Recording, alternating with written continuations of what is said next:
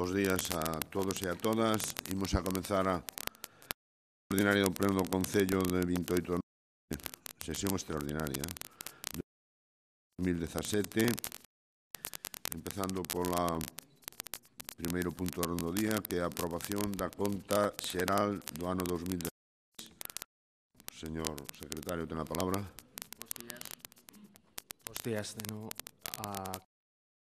A Comisión de Facenda Especial de Contas deste mes ditaminou favorablemente a aprobación da conta cos votos en contra do PP e do BNG e a abstención dos restantes. Señor González Carballo. A todos e a todas, gracias, señor. Para a cuestión, é dicir, a conta xeral foi tratado en comisión no seu día, foi aprobada ou dictaminada favorablemente, despois estuvo en exposición pública por un período de 15 días, 18, non hubo ninguna reclamación, volveu a comisión e tamén dictaminada favorablemente. Entón, decir que isto é a conta xeral é un documento técnico, dirán que si miramos tanto o que dice o informe do órgano de xestión orzamentaria e de intervención, tamén o que dice a legislación dice que preparará a conta xeral e a institución municipal da entidade que teña atribuída a función de contabilidade. Por tanto, é un documento elaborado, formado pola intervención municipal. En todo caso, a función nosa é sometelo a pleno e, evidentemente, sometelo despois a pleno antes do 1 de outubro, remitido ao Consello de Contas para a súa fiscalización externa, como son absolutamente todas as contas locais. Por tanto, estamos nesa situación, non estamos analizando as cousas e creo que os demais grupos entendo que debían de dar o seu apoio a este documento. Moitas grazas. Grazas, señor González Carballo. Señora Rey Martínez, ten a palabra. Gracias y buenos días. Esta aprobación, tal y como dice la ley, no implica que estemos conformes con las actuaciones que se reflejan en ella ni que estemos conformes con la gestión del Gobierno. Nuestro voto es a favor de una documentación exclusivamente contable, una documentación que refleja fielmente y de manera veraz la situación financiera, el resultado económico y lo que se ejecutó del presupuesto, un procedimiento exclusivamente técnico. No aprobamos la gestión de quienes adoptaron las decisiones o realizaron los actos que... Moitas grazas, señor Rey Núñez. Señor Fernández González, ten a palabra. Gracias, señor alcalde. Bos días a todos e a todas. Bueno, dende o punto de vista técnico, evidentemente nada que obxetar, non? Pero isto é máis que un documento técnico porque reflexa a execución ou non de unhas políticas determinadas. Por tanto, nós non podemos darlle o noso voto favorable por pura coherencia co votado no seu momento cando se aprobou o orzamento de 2016. Naquela aprobación un tanto vergonzante daquel orzamento. Porque a toro pasado, ademais, confírmase punto por punto o que os socialistas dixemos daquel orzamento. Un orzamento que estaba alonxado das necesidades dos veciños e das veciñas de Pontevedra, fora de contexto, e que en boa parte nin siquiera foi executado.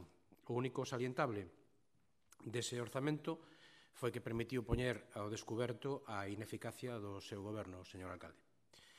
Esta conta xeral, máis alá do documento técnico, é unha crónica dun proxecto que vai esmorecendo e que vive dos recordos do pasado e dunha maquinaria de propaganda moi eficaz, eso sí, pero que non é capaz de dar solucións e alternativas aos problemas da cidade, é dicir, aos problemas dos veciños e das veciñas de Pontevedra. Reflexa, por outra parte, a desconexión entre o seu goberno e a realidade, porque hai claramente reflexado nos números un estancamento do concepto dese que manexa vostede de modelo de cidade, porque xa non vale con vender ensanchamentos de beirarrúas. Iso pode ser moi interesante para enseñar fora de Pontevedra, pero os veciños de Pontevedra exixen bastante máis que iso, non?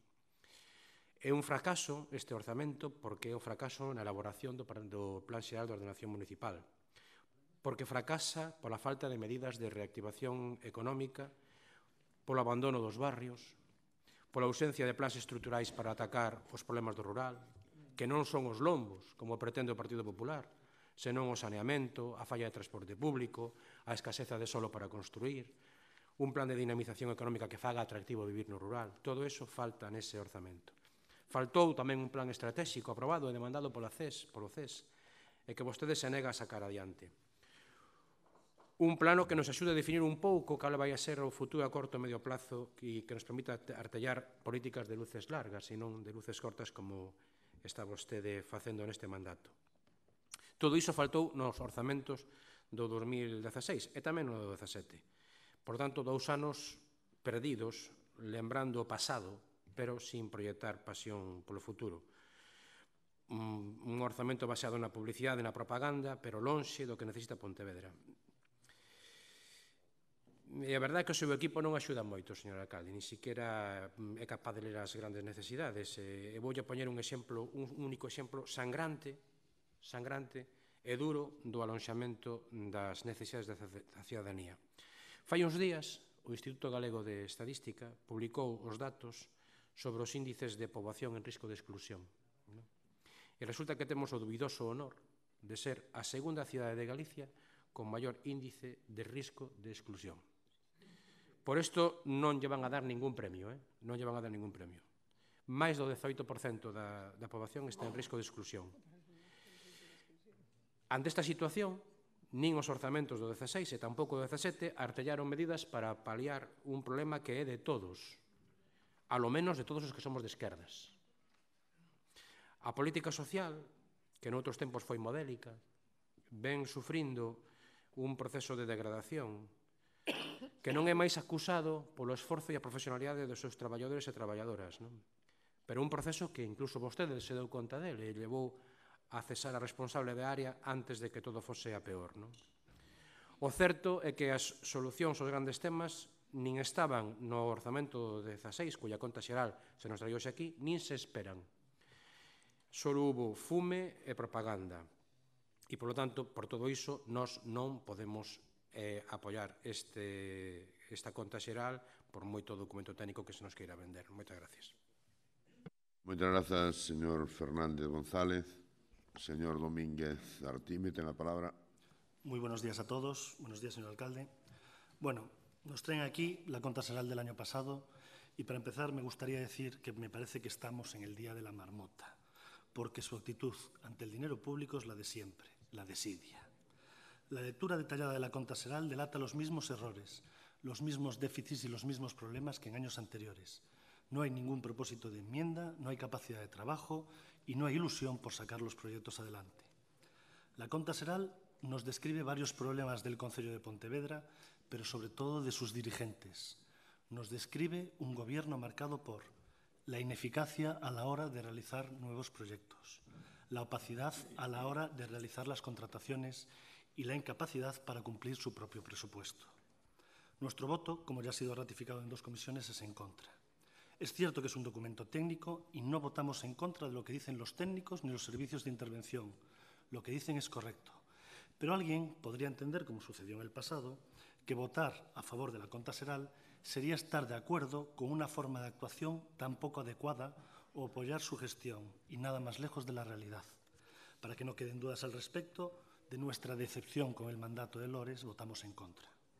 En este documento que hoy se presenta al Pleno de Pontevedra vienen el fiel reflejo de la forma de gestionar del BNG y quedan meridianamente claras 2 cosas: el abuso de los contratos a dedo y el retraso en la planificación de todas las obras. Contratos a dedo, de un total de 17 millones, un poco más, que figuran en contratación, más de 14 han sido a dedo, 1,5 negociados, eso sí, sin publicidad, y 12,5 de adjudicación directa. Esto es un escándalo. Este modelo de contratación, que fue diseñado para casos excepcionales por la Administración Central, es el mecanismo favorito de Lores, generando clientelismo con las empresas y apartando a otras de la libre concurrencia a la que debería estar sometida la Administración. Un modelo de contratación, por cierto, que Bruselas recomienda eliminar y que en la futura ley de contratos del sector público que se está tramitando se limitará para evitar abusos y favorecer la transparencia. Se nos hable del superávit, la cifra definitiva de dinero que dejó sin gastar el Concello de Pontevedra en el año 16 y que estoy seguro motivó el cese del señor Bará, asciende a 5.700.000 euros. Es decir, en el año 2016 fue un año perdido para el Concello. Esta cifra demuestra una incapacidad manifiesta. En cuanto a reparos, 171 fueron los reparos levantados por el alcalde. 171 fueron las veces que un técnico municipal advierte que no se está siguiendo el procedimiento legalmente establecido. Seguimos siendo el Concello de Galicia en el que más veces el alcalde desobedece a los técnicos municipales. De estas 171 veces que se desobedecieron a los técnicos municipales, hay una modalidad que es muy grave y que sucede en 36 ocasiones, y es lo que se llama fraccionamiento de contratos. En 36 ocasiones, Intervención dice que los contratos debieron haber seguido un procedimiento de concurrencia público y gracias al fraccionamiento lo evitaron. El fraccionamiento de contratos empieza a ser demasiado frecuente en el Gobierno de Lores.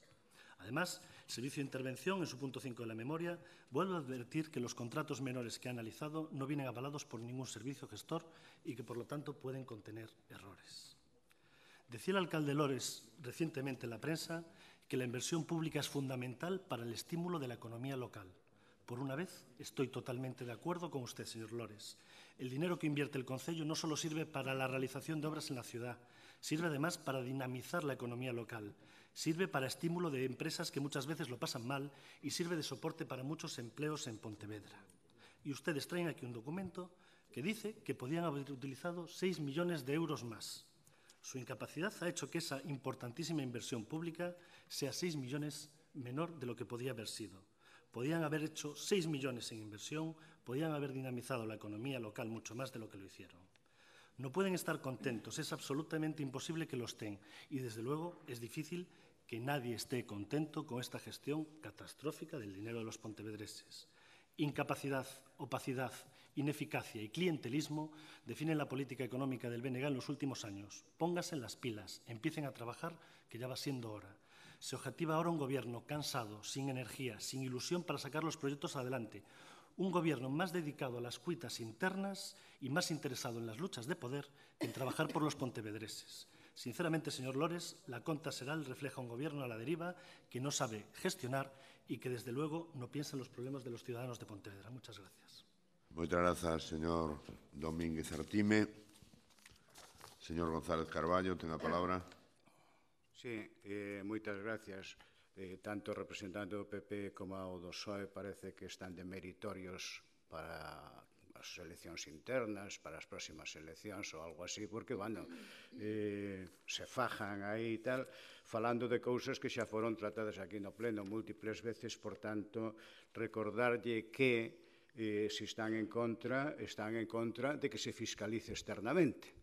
Por tanto, ala ustedes, porque o que dice, a aprobación da conta xeral é un acto esencial para a fiscalización desta polos órganos de control externo, que non require da conformidade das actuacións reflejadas nela, ni xenera responsabilidade por razón das mesmas. Por tanto, debe ser que non queren que se fiscalice externamente. Bueno, será así, non? En todo caso, dúas cuestións. Si leen, eu entendo que ler todos os documentos que veñen na conta xeral, pois leva o seu tempo, non? E aparte son centos de carpetas, non? E de documentos, por tanto, é bastante difícil ler todo eso. Pero, en todo caso, cabe a abstención, non? É dicir, cabe absterse porque non nos dou tempo a miralo ou cousas desas, pero o que non cabe é actuar de tarambela, unha vez se abstén, unha vez se dice sí, outra vez se dice no. Non sei que nos tocará para o ano que ven. En todo caso, creo que non é así un criterio político un pouco coherente, por decirlo de alguma maneira, non? Ben, en todo caso, dúas cuestións que se mencionaron aquí, en concreto, reparos a contratos menores do Concello, son 10 de posible fraccionamento e son desos centos de millóns dos que falaba vostede son exactamente 175.618,03 euros. Vale? En todo caso, o outro, ao que tamén pode facer referencia para sumar esos 37, pois se refire ao Pazo, á contratación das montaxes do Pazo, que saiu a concurso, saiu en 2 lotes e o deste recinto quedou adxudicado e o outro quedou deserto e hai que volver a convocalo. Por tanto, está prácticamente solucionado ese tema e xa digo, mire, canto é que eso. E, en todo caso, home, só lle rogaría, que non quero introducir aquí maldades, ni moito menos, que mire as empresas ás que lle foron adxudicados esos contratos, nada máis, non? A ver se esa vinculación clientelar, etc., creo que se equivoca de principio a fin, non? En todo caso, aquí estamos que a conta xeral, o tema do orzamento xa foi discutido, o tema da liquidación xa foi discutido e a mí me parece moi ben que intenten estirar o asunto para que non dá moito máis de sí. Moitas gracias. Moitas grazas, señor González Carballo. Señora Rey Martínez, ten a palabra. Sí, yo creo que sí que nos estamos liando un poco con lo que tenemos que votar y a veces hay que ir y leer la ley. La ley, aparte de decirnos que es un acto esencial para la fiscalización, dice también que lo que estamos votando es el trabajo de los responsables de la información contable, es decir, de aquellos que suministran una información veraz y de que las cuentas anuales reflejen la imagen fiel del patrimonio, de la situación financiera, del resultado económico patrimonial y de la ejecución del presupuesto en la entidad contable. Y dice también que la responsabilidad en que se concreta la rendición de cuentas es independiente de la responsabilidad en la que incurran quienes adoptaron las resoluciones o realizaron los actos reflejados en dichas cuentas. Es decir, las cuentas están dentro del nuevo Plan General Contable, las facturas están contabilizadas, los saldos están cuadrados, los balances son correctos. Eso es lo que estamos votando. No podemos votar que no a un trabajo contable y fiscal. Moitas grazas, señora Rey. Señor Fernández González, ten a palabra. Bueno, eu sei que a vostedes lles fastidia bastante recoñecer que non son capaces de gobernar solos, pero é a realidade, non? Entón, bueno, de toda forza se lles vai pola boca e todo o traballo acaba nunha rolda de prensa.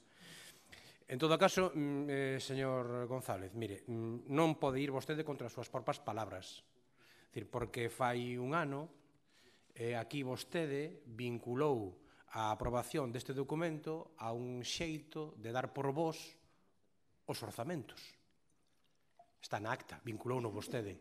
Por tanto, non pode decir ahora que isto é un documento técnico cando no seu momento vostede utilizou isto como argumento político para utilizarlo no pleno, non? Por tanto, a lo menos algo de coherencia nos plantexamentos, non? Nós xa sabemos que este é un documento técnico, pero un documento técnico que reflexa unha política e unha forma de facer política que a nós non nos convence. Por tanto, nós non podemos estar de acordo con a aprobación da conta xeral porque non estuvemos de acordo cos orzamentos, nin como vostedes executaron os orzamentos. Mire, voulle poñer outro exemplo, por se non lle chegou. Fai uns días convocaron vostedes unha rolda de prensa para anunciar, supoño que vostede estará enterado, señor alcalde, para anunciar que as inversións deste goberno superaban ou rondaban a cifra de 40 millóns de euros. máis ou menos, casi chegaban a 40 millóns de euros. Eu non sei que documentación lle deron vostedes aos medios de comunicación. Supoño que moi pouca, porque resulta que o martes, na Comisión de Mobilidade, facilitaron un par de follas coa documentación onde se especifican os números. E claro, unha vez leídos, resulta bastante preocupante que dos seus propios datos se extrae que as inversións que levan realizadas en todo o mandato, é dicir, obras en execución en todo o mandato, 3.771.691 euros, menos de 4 millóns de euros en 2 anos. En 2 anos. Dino vostedes, non o digo eu, dino vostedes. Obras en execución. Sendo xenerosos, porque, bueno, hai algunhas obras que están consideradas en execución que habría que discutir se están sendo executadas ou non. Pero Menos de 4 millóns en 2 anos. Esa é a realidade que pintan vostedes. Solo 4 millóns en 2 anos. O resto son declaracións de intencións, proxectos en tramitación. Non sabemos en que estado de tramitación. En moitos casos carecen de partida orzamentaria. En moitos casos non hai ni proxecto ni anteproxecto. Non hai nada. Non hai nada. E vostedes fan un relatorio de 27 millóns en tramitación. Pero claro, o que hai é fume. Moito fume. Menos de 4 millóns en 2 anos. Vamos, nin coa Diputación amiga. Nin coa Diputación amiga son capaces vostedes de executar cousas. Eu supoño, señor alcalde, que vostede, que é unha persona intelixente en todos os sentidos, botaríalle unha boa bronca ao responsable de facer esta roda de prensa, porque, home, quedaron vostedes un pouco, se me permite a expresión, co cu ao aire. Porque, claro, unha cousa é facer cousas e outra é predicar aos 4 ventos. Non o digan vostedes, cálense. Non o digan. Non o poñan nun papel. Entón, ese é o nivel. E así non podemos seguir. Así non podemos seguir. Pontevedra está a perder oportunidades, está a perder posicionamento, e o orzamento é o reflexo desta política. Estas cousas están no orzamento. E hoxe, a conta xeral, o que nos transmite, a parte do documento técnico, é a súa política. E a súa política supón que en 2 anos vostedes non foron quen de executar nin siquera 4 millóns de euros. Esa é a realidade. E iso é o que a nós nos preocupa. Sabe que nós somos serios, que nós estamos dispostos a colaborar e a apoialos, pero, home, preséntenos ustedes algún elemento que nos permita darlle o noso apoio. Moitas gracias. Señor Fernández González, señor Domínguez, ten a palabra. Muchas gracias, señor alcalde. Rápidamente, si ustedes dicen que respetan el trabajo de los técnicos, son ellos los que dicen que hay 36 reparos por fraccionamiento, no yo. Y, señor alcalde, está usted seguro que no hay más reparos por ahí escondidos, ¿no? Bueno, señor Raimundo, señora Rey, agradezco muchísimo los consejos, pero el Partido Popular de Pontevedra sabe lo que vota y, en este caso, va a votar en contra del fondo político. Y lo he explicado y creo que ha quedado explicado en las comisiones y lo repito aquí en el Pleno. El fondo político, porque el documento expresa un gobierno a la deriva, sin ideas y que no ejecuta sus obras. Ese documento del que hablaré más tarde es vergonzoso, es algo fuera de lo normal.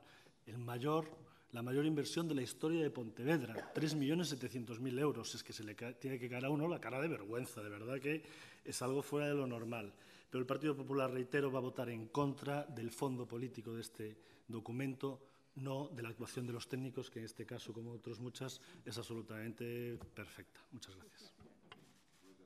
Señor Domínguez, señor González Carballo, para rematar. Muchas gracias. Eu non dixen 37, dixen un máis que usted, vale? Pero dixen que 27 son do Pazo, que é polas montaxes dos espectáculos do Pazo, e do Concello son 10, e son do seguinte estilo: limpeza extraordinaria das instalacións da Policía Local e do cementerio, posible fraccionamento, traballos de apoio á brigada de electricidade, na reparación e sustitución de elementos defectuosos no núcleo urbano, posible fraccionamento. Son 10 estes, vale? E cos outros fan 37. Por tanto, e lle dixen a cifra. En todo caso, señor alcalde, permítame, pero estou un poquinho alucinado, porque este era un tema que pasaba así, pa diante, sin moito máis, e hoxe, bueno, moitas ganas tiñan de falar aquí os representantes da oposición, neste caso, non? Bueno, en todo caso, para o resto do pleno, eu pediría que se cumpliran os tempos, nada máis. Moitas gracias. Moitas gracias, señor González Carballo. Sometemos o asunto a votación. Aprobación da conta xeral, votos en contra. 10. Abstencións. 2. Votos a favor. 13. Apróbase por maioría dos concelleiros e concelleiras presentes. Ben, pasamos ao punto número 2 da orde do día. Expediente de modificación de crédito 12-2007. Señor secretario, ten a palabra para ler o ditamen da Comisión Informativa correspondente.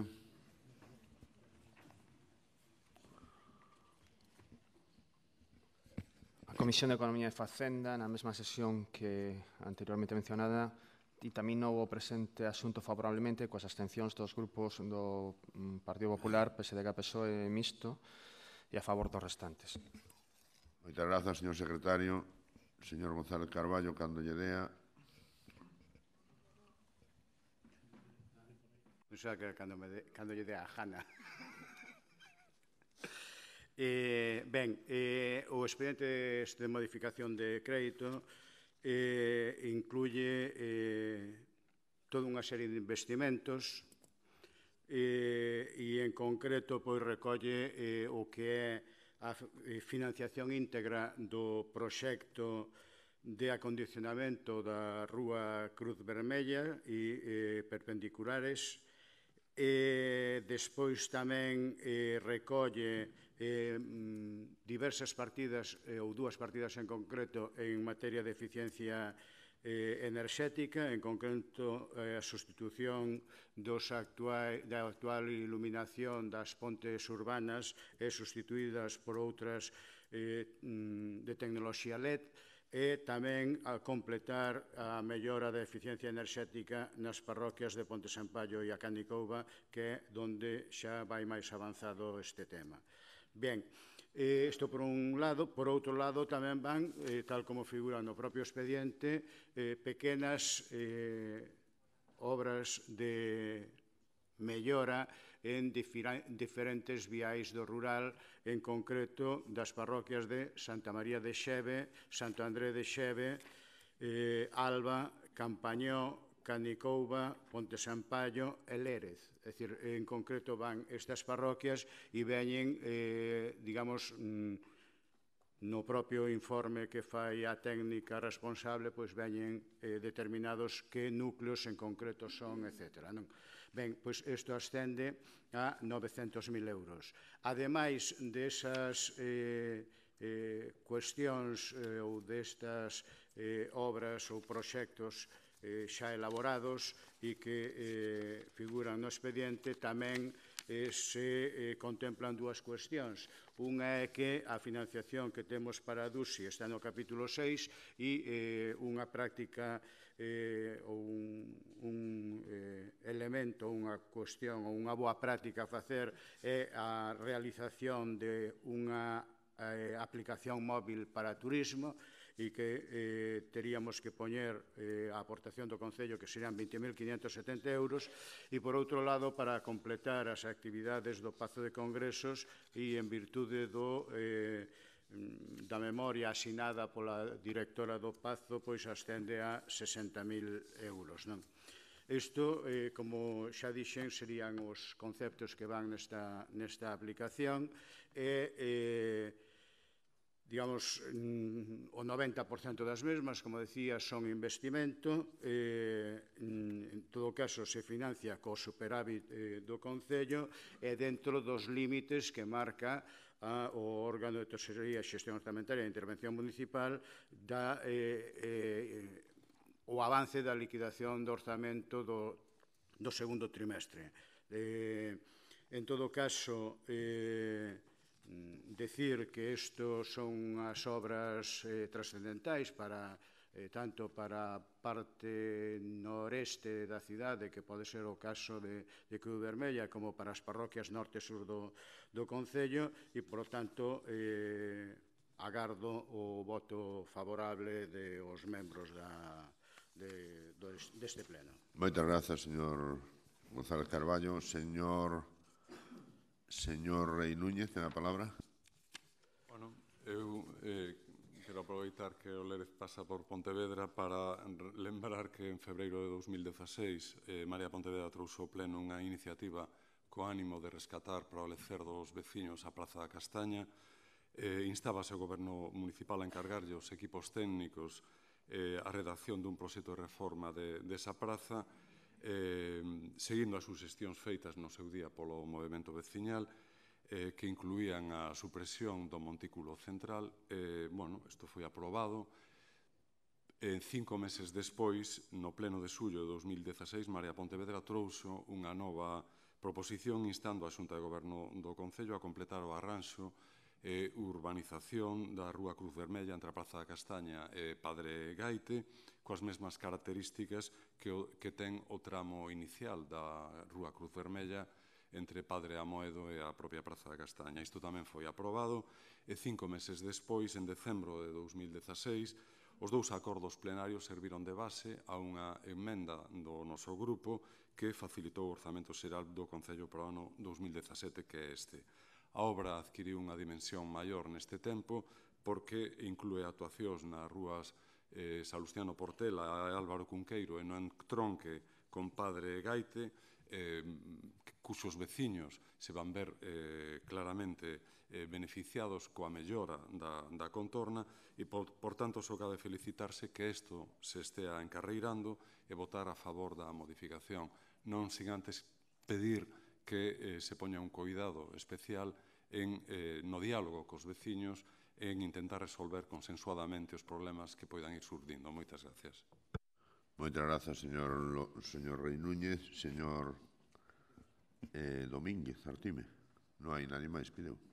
Non piden nadie máis. No. Señor Domínguez Artime, ten a palabra. Muchas gracias, señor alcalde.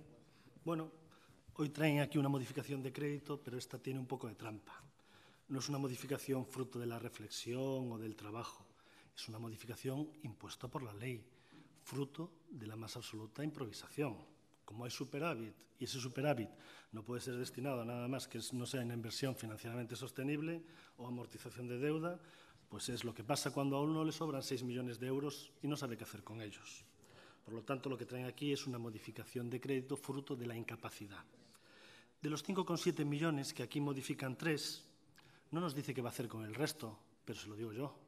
Van a amortizar deuda. Ya se lo puedo adelantar. Usted dijo, tenemos que pensarlo. No hay nada que pensar. Saben ustedes exactamente para qué amortizar deuda.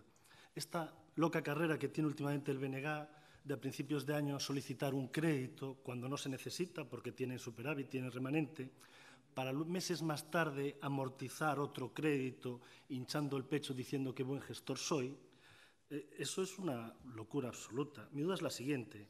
¿Son ustedes tan irresponsables con el dinero de los contribuyentes o es que le deben favores a la banca?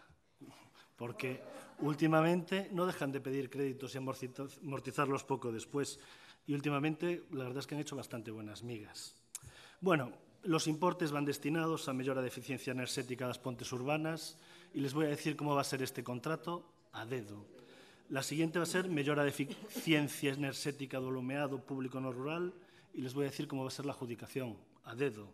Podría incluso pensar en llegar a qué empresa se le va a dar estas obras. Luego hay obras en vías rurales, 200.000 euros sin IVA cada obra. ¿Qué puntería tienen? Justo lo necesario para que no vaya a la libre concurrencia. Bueno, esta es su forma de gobernar y yo creo que hay que ponerle coto de una vez por todas. En vez de tener un listado de obras en las que tienen que ir haciendo e ir dotándolas de presupuesto a medida que llega, ustedes ponen el dinero y luego van haciendo obras según se les vaya ocurriendo y así nos va. Sobre la reforma de la calle Cruz Roja, sin tiempo no era. Hace 10 años este partido presentó aquí una moción para su humanización. Espero que la calle Lepanto, Moyabao o Santiña no vayan a tener el mismo recorrido y tarden otros 10 años en tener las obras que necesitan. Anunciamos nuestra abstención, pues no queremos perjudicar a los vecinos de la calle Cruz Roja ni a los que van a verse beneficiados por estas obras. Muchas gracias. Gracias, señor Domínguez Artime. Señor González Carballo. Sí, en todo caso, para decir que efectivamente entra dentro de uns compromisos que tuvemos coa Marea, tal como dixo o seu portavoz, o que é o maior importe. En todo caso, recordarlle que a este pleno xa viñeron dúas modificacións. Destas se utilizan 2.953.000 euros do superávit e no anterior tamén se utilizaron 2.735.000 euros do remanente líquido de tesorería. Por tanto, 5.700.000 euros. Entre as dúas modificacións andamos en eso. E, por outro lado, nós, como somos respetuosos e apoiamos os informes dos técnicos municipais, pois resulta que dinos o máximo que poden utilizar vostedes é 3.075.000. É o que nos dice o informe. Por tanto, utilizamos case 3 millóns de euros, é dicir, deixamos aí un pequeno remanente. Do demais non podemos falar en este momento hasta que este a liquidación, perdón, o avance do terceiro trimestre. E ao mellor volvemos a traer obras, porque proxectos temos la tira. Esos que non sabe como los vamos a financiar, Tino, pois esos temos a tira deles. Entón, os vamos a traer. E, en todo caso, sepa, digo por se un día lle toca estar aquí no goberno, que tamén hai outra maneira de avanzar na obra, que sería facer un investimento plurianual, parte neste ano e parte para o ano que ven. Outra cousa é que nós optamos en función dos acordos de, digamos, dotala da integridade do orzamento para este ano. Nada máis. En todo caso, lamentar que se absteñan nunha obra que consideran tan trascendente para a cidade. Moitas gracias.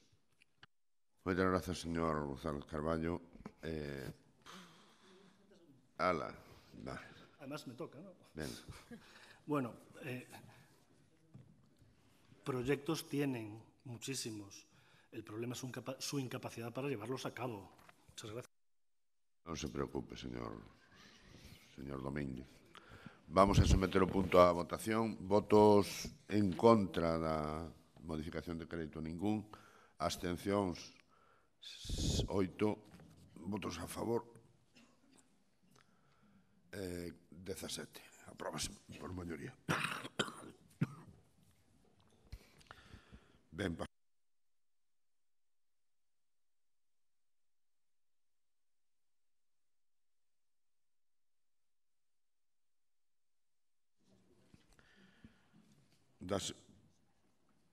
da segunda modificación de cadro de personal de 2017. Señor secretario, non ten a palabra. Teñen a palabra os portavoces. Votamos a favor da urxencia? Todo o mundo? Pois xa está. Señor García Legísima, ten a palabra. Gracias, bo día a todos e a todas. Simplemente indicar brevemente que na exposición desta modificación, pois xa vai, bueno, en primeiro lugar agradecer a admisión por urxencia deste punto do orde do día a toda a oposición. E despois, aí está explicado cales son as modificacións e obedecen pois a actuación diaria e os avatares que van xurdindo co plantel de funcionarios e persoal laboral do Concello. Concretamente, obedecen a unha promoción interna e a unha xubilación os primeiros puntos, os 5 primeiros puntos do acordo primeiro, e o 6 e o 7 obedece un acordo da administración anterior, xa coas organizacións sindicais, de suprimir certas plazas, como é a de xudante de electricidade, e transformala en oficial de electricidade. E o 8 e 9, o punto 8 e 9, obedece a unificación de nomes na brigada de obras. Suprimir o de oficial albanel e transformalo en oficial de obras. Non sei se referime agora a emenda ou agardar se a mantén o señor Fernández, e contestareille decir que a modificación que se trae aquí son modificacións puntuais, e a segunda, como poden, agardemos que non, vir outra antes de final de anos, se xurde algo que haxa que traer. En canto a emenda, se a mantén, pois contestaremos despois. Nada máis, gracias. Gracias, señor García Legísima. ¿Alguna intervención? Señor Fernández González, ten a palabra.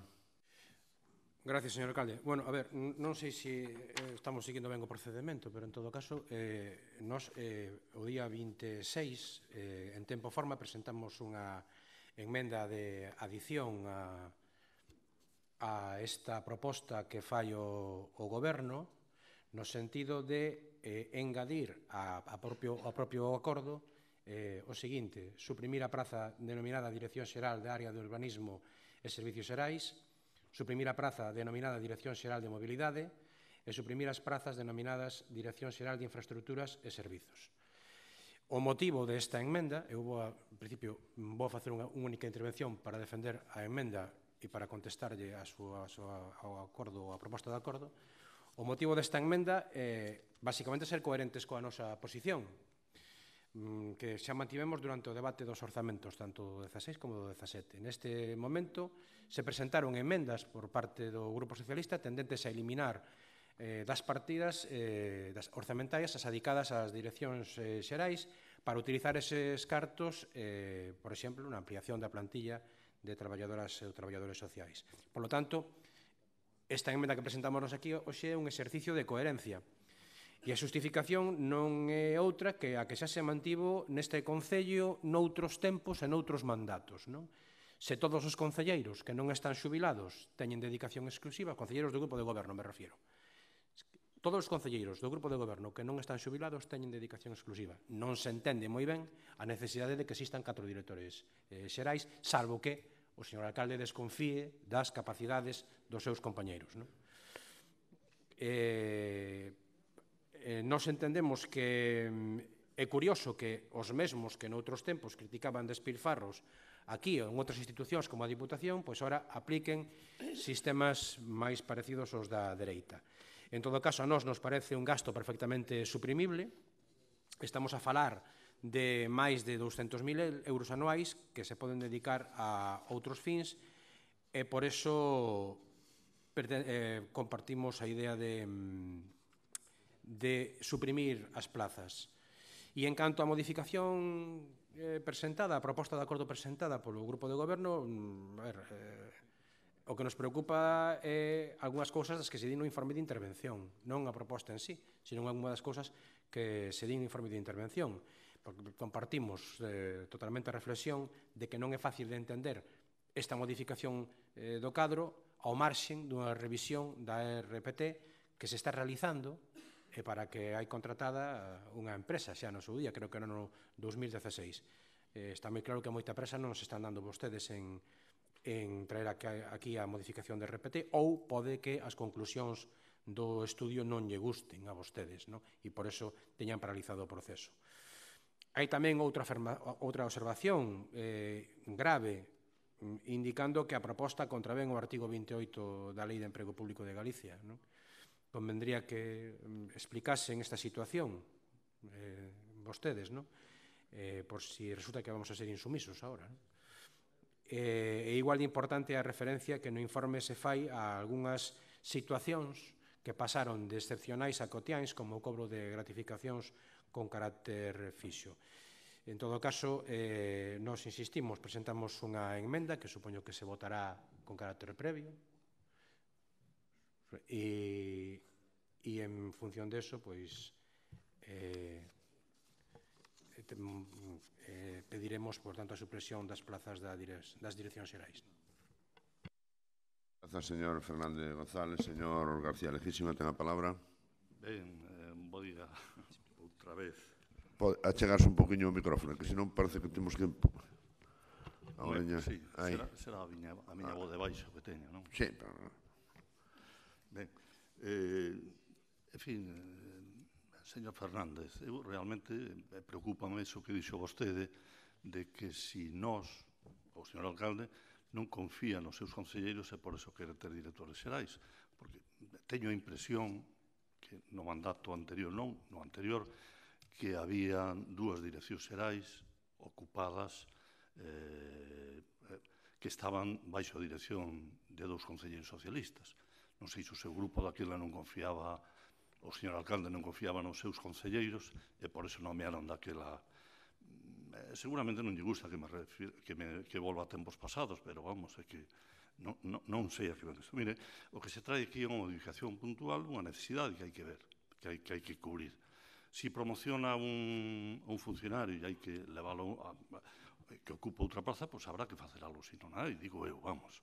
E se un funcionario se xubila un posto a suprimir, algo habrá que facer, si eses acordos ven. Entón, iso é o que se trae aquí. Aproveitar estas modificacións puntuais para introducir un debate coa súa emenda. Eu non dixen nada antes porque a motivación é tan amplia que estou buscando debaixo da mesa.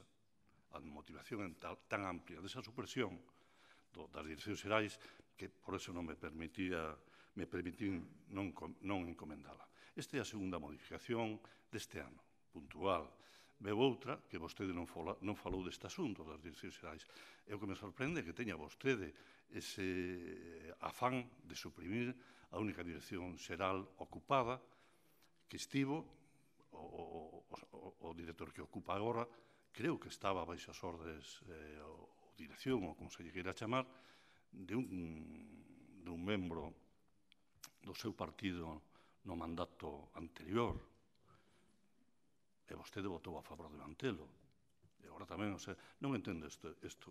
Seguramente non lle vou a contestar máis, porque, mire, lamentable, creo, hoxe dixome un funcionario algo que eu non sabía, que leva uns cuantos anos nesta casa, que eu era o único concelleiro que repetía 2 mandatos na Consellería de Persoal. E non é por desexo propio, é porque realmente ao mellor non hai outro que teña, pois, non sei se será a paciencia miña, cos funcionarios e a comprensión, pero tamén a comprensión cos da oposición, porque creo que outro, no meu lugar, non lle respondería como lle estou respondendo isto. E non se preocupe, diga o que diga, que non lle vou a contestar nada máis, porque a emenda está tan motivada que me sobran palabras para dicirlle que non a imos aceptar. E, por outra parte, esquecíame de algo. Creo que, inda que fora o voto favorable de todos, sería papel mollado. Porque quen nomea os directores xerais, creo que é o señor alcalde quen ten competencias, non o pleno.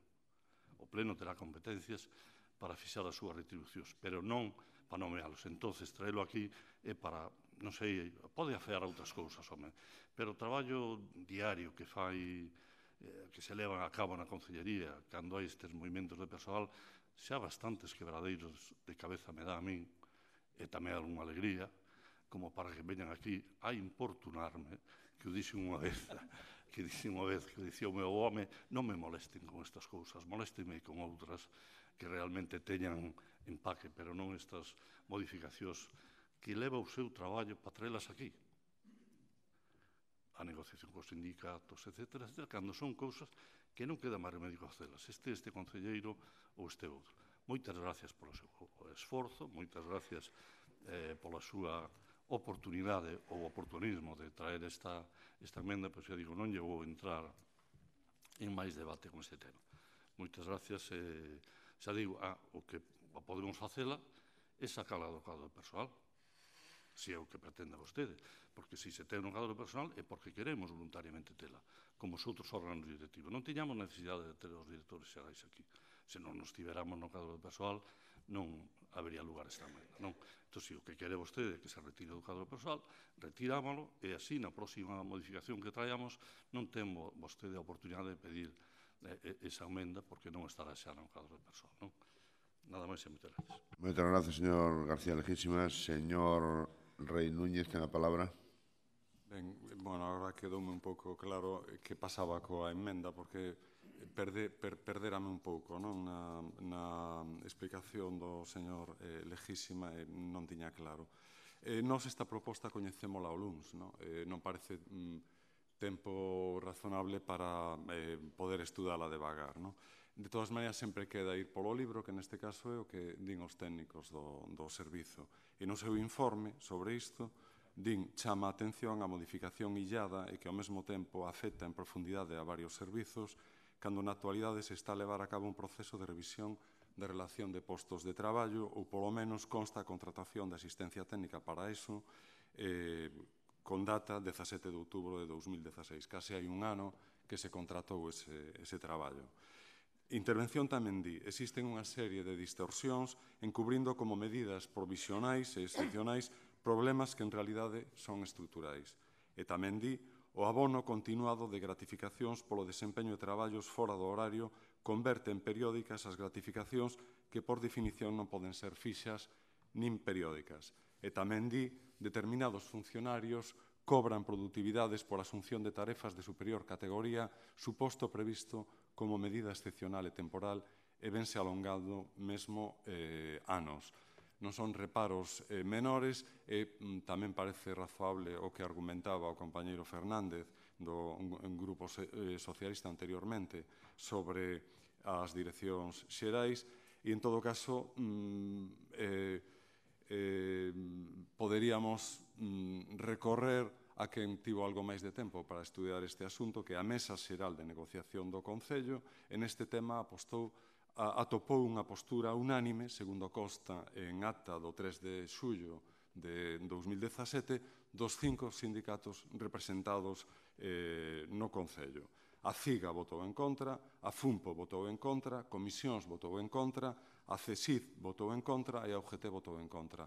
Eu pediría que se retire este asunto da orde do día e, senón, tamén votaremos en contra. Gracias, señor Rey. Señor Agustín González, ten a palabra. Fernández González. A verdade que, de verdade que sinto moito importunalo, Nada máis lonxe de miña intención importunar ao concelleiro de personal que ademais é unha persona pola que sento bastante cariño e incluso certa admiración, porque ser concelleiro de personal non é nada fácil. Por tanto, sinto moito que as miñas intervencións poidan importunalo. A xustificación, señor Legísima, estaba nas enmendas aos orzamentos do ano 2017 e expuxena hoxe eu aquí con claridade. Vostede recurre a tempos remotos, cando non todos os concelleiros do grupo de goberno tiñan dedicación exclusiva. Olvidouse dese pequeno detalle. Non todos os concelleiros do grupo de goberno tiñan dedicación exclusiva. Pero, non, señor Mosquera, non é así. Non todos os concelleiros do grupo de goberno, de 6 concelleiros do Grupo Socialista, tiñan dedicación exclusiva cando se constituíron as direccións xerais. E cando todos os concelleiros do goberno tiñan dedicación exclusiva, se suprimiron todas as direccións xerais menos unha. Menos unha. Non, a de Louro non, a do alcalde. A do alcalde. A do alcalde porque depende directamente do gabinete da alcaldía. Por lo tanto, non fagamos trampas ao solitario. Eso foi o que pasou no mandato anterior. E se dixo, como todos estáis liberados, non hai direccións generales. E nos pareceu correcto. Nos pareceu correcto. Agora están vostedes ou xubilados ou liberados. Apliquen vostedes o mesmo criterio. Digo eu que o que valía no mandato anterior valerá tamén neste. Pero, ademais, é que non fan falta, porque ni siquiera as cubren.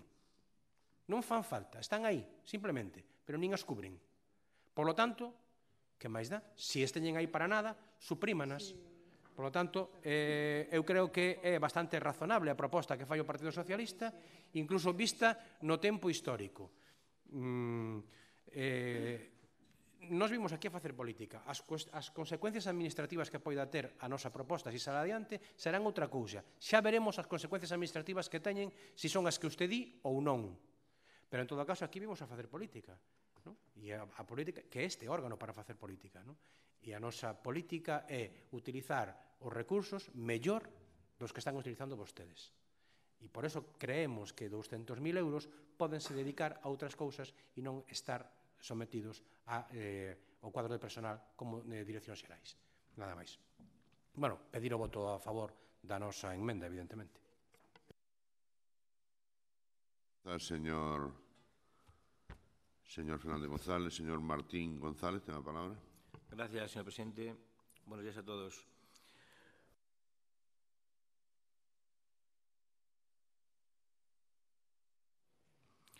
Nos llega aquí una modificación puntual del cuadro personal, pero no queríamos tampoco dejar de ver la importancia que hay detrás de esta otra modificación, ¿verdad? El Concello de Pontevedra tiene una organización administrativa del año 99, una estructura hecha por el Partido Popular. Llevan ustedes 18 años con la misma estructura organizativa. Al igual que han hecho con el Plan General, que lo tienen en un cajón, se dedican a hacer modificaciones parciales, lo mismo están tejiendo a medida todos los servicios del Ayuntamiento. Es una vieja demanda de los sindicatos que se sienten ya con ellos de una vez y saquen adelante la estructura organizativa.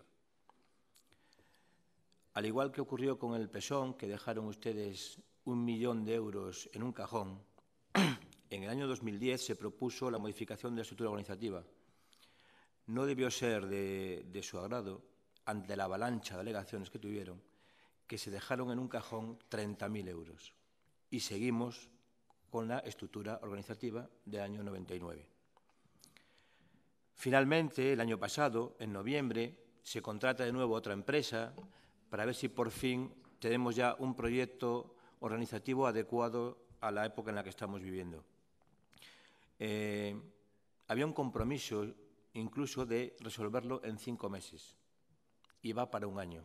Se contrató en noviembre del 2016 y ya va a hacer casi un año. Pedimos desde aquí que se dialogue con los sindicatos. Se les dijo en un primer momento que iba a haber una mesa de seguimiento de estos trabajos. Ni se les ha convocado y hay total opacidad de lo que está sucediendo con los trabajos que está realizando esta empresa.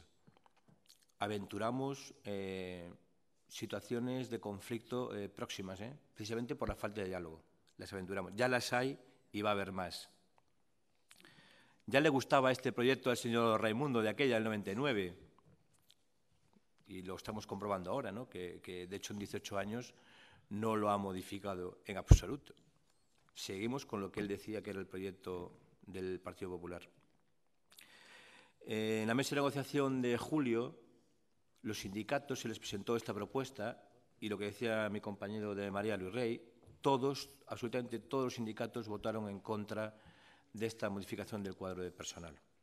Entonces, no cuentan ustedes con el respaldo de los funcionarios del Concello. Respetamos, en todo caso, la capacidad de autoorganización que tiene el Gobierno y no vamos a entrar a valorar si tienen que tener más o menos o simplemente no tener direcciones generales. Quería decirle al señor Agustín Fernández que cuando administra los recursos también tenía que mirar un poquito atrás, porque en el año 2008 la Junta de Gobierno local nombró director general a un integrante de la candidatura electoral del PSOE. Al señor José Manuel Civera se le nombra director general de Recursos Humanos, que iba en la lista 14 del Partido Socialista de aquella, liderado por Teresa Casal. De aquella a usted no le importaban mucho los recursos del Concello, señor Agustín. Efectivamente, también, como decíamos antes, está en proyecto la elaboración de la nueva RPT. No entendemos tanta prisa en esta modificación de estas plazas, pero anunciamos nuestra abstención porque en el caso concreto vienen avaladas por los jefes de departamento. Son ellos los que lo piden. Entonces, respetando esa decisión de los propios técnicos, pues vamos a mostrar nuestra atención en esta propuesta. Muchas gracias. Muchas gracias, señor Martín. Señor García Legítima, tenga palabra.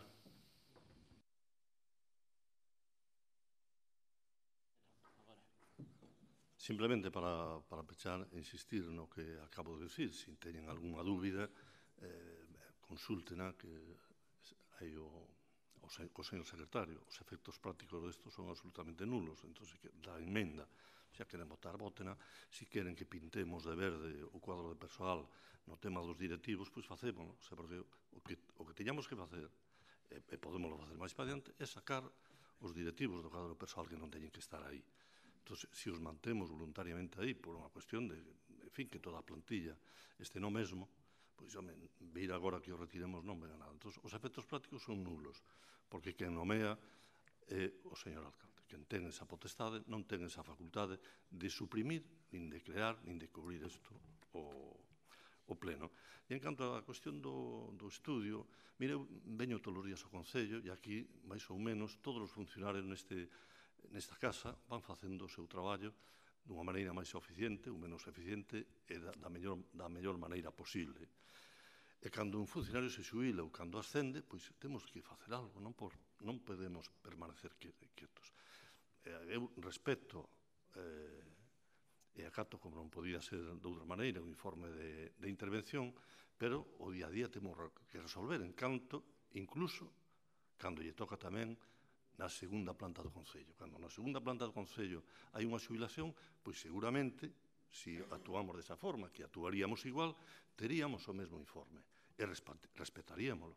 E seguramente quen está ao frente desa segunda planta, ou as persoas que están ao frente desa segunda planta, pois estarían de acordo que temos que actuar así. Entón, é moi fácil predicar cando nos está no sitio, teño dito aquí outra vez. Eu, lamentablemente, pola razón que sexa, tócame cunhas espaldas que non son moi anchas, cargar con isto, non por meu gusto. A mí gustaríame moito máis outra concellería ou dedicar moito máis a outras actividades, pero alguén ten que facelo. Non creo que sexa unha cruz o que levo, ni moito menos, pero, bueno, si unha carga, si o é. Hai que actuar desta maneira. En canto á miña relación coas organizacións sindicais, non as vou a comentar aquí, como non vou a falar dos ausentes, pero que lle podo dicir que se vostedes onte pasaron pola casa, desde as 9:30 a 1:30 estuve me reunindo con algunhas persoas desta casa. E creo que todas elas pertenecían ás 5 organizacións sindicais, ademais do comité de empresa. Entón, algo estaría facendo, digo eu, de 9:30 a 1:30. Pero, claro, non vou traer aquí o que fala con elas. E, en canto ás actas, me parece moi ben. É outra carga coa que teño que levar, que é que os votos en contra das organizacións sindicais e moitas desas decisións, pero non por iso, nin polo que vostedes din aquí, nin polo que manteñan as organizacións sindicais, se vai deixar de xestionar o servizo de persoal e dos distintos servicios por esta concellería. Por moito que veñan vostedes aquí dicíndome o contrario ou que voten en contra, vais a seguir xestionando, porque hai que facelo, día a día hai que resolvelo. O que queren vostedes? Cando se xubile un traballador non facemos nada. Cando un traballador promocione non facemos nada. Se hai que facer unha modificación, bueno, pois, en fin, alá vostedes, moitas gracias, e non me importunan vostedes, ni moito menos o que din, cumplen coa súa labor, pero hai na oportunidade, vai noutro sentido. A tratar de que unha cousa menor deste tipo, necesaria, pois que dé tanto de sí. Estiren vostedes o orden do día que traemos aquí, os puntos do orden do día, que dan para moito, non é cuestión do Lérez, veña ou deixe de vir por aí. É cuestión de oportunidade ou oportunismo. Non o sei, é cuestión de unha oposición que trata de construir ou non. De todas maneiras, eu teño que agradecerlle que son unhas cuantas modificacións do cuadro personal que teño traído aquí e é a primeira vez con todas elas que teño que intervir desta maneira. As outras veces foron ustedes moi xenerosos, razón polo que teño que estar desagradecidos, que apenas houve intervención nas anteriores, houve algunha pequena traendo aí o que din ou dixen as organizacións sindicais, pero do resto teño que estar agradecidos porque foron comprensivos coas distintas modificacións que teño que traer aquí. Ben, agardo que isto sexa unha pedra no camiño e que no futuro pois non aparezan máis nestas pequenas modificacións e día a día que hai que traer. Nada máis, moitas gracias. Moitas grazas, señor García Legísima. O señor secretario quere aclarar unha cuestión.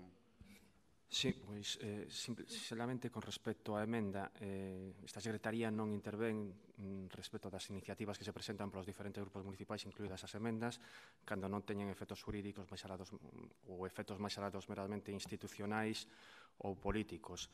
Neste caso, se adiantaba o concelleiro e sen presuizo que poda informar o servicio de persoal, e para deixar claro cal pode ser o efecto do acordo plenario, vais informar que os directores xerais, a supresión dos directores xerais do cadro de persoal é perfectamente posible porque é doutrinalmente discutible se poden estar ou non poden estar, mas non implica a desaparición ou a supresión dos propios directores xerais, posto que isto é competencia a determinación do seu número da alcaldía, segundo o regulamento orgánico do Goberno de Administración en aplicación da legislación básica do réxime local da Lei 7/1985, é a alcaldía que determina o número dos concelleiros, dos directores xerais e os nomea, e o pleno que lle corresponde determinar as súas retribucións. É dicir, o amparo orzamentario corresponde ao pleno e é aí onde ten que preverse a propia existencia. De outro xeito, xa non, esta supresión implicaría, repito, que desaparecerían do cadro persoal, pero non implicaría que deixase de existir, para que se coñeza un pouco o efecto do acordo, independentemente, por suposto, de cuestións políticas vetadas a esta Secretaría.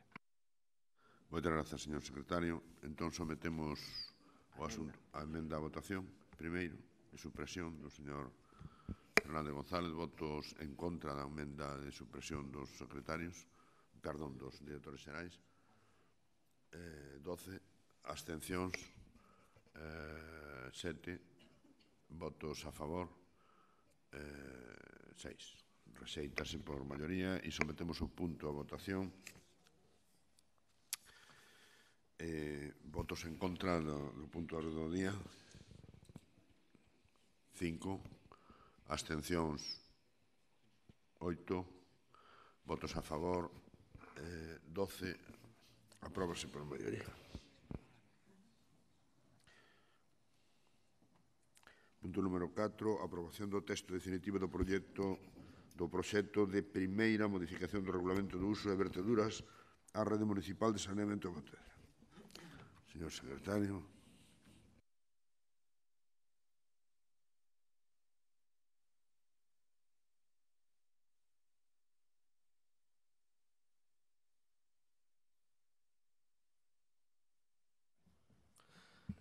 A Comisión de Ordenación do Territorio, Urbanismo e Medio Ambiente, que tivo lugar o día 29 deste mes, ditaminou favorablemente por unanimidade a aprobación definitiva desta ordenanza, regulamento. Moitas gracias, señor secretario. Señor González Carballo, non quere intervir.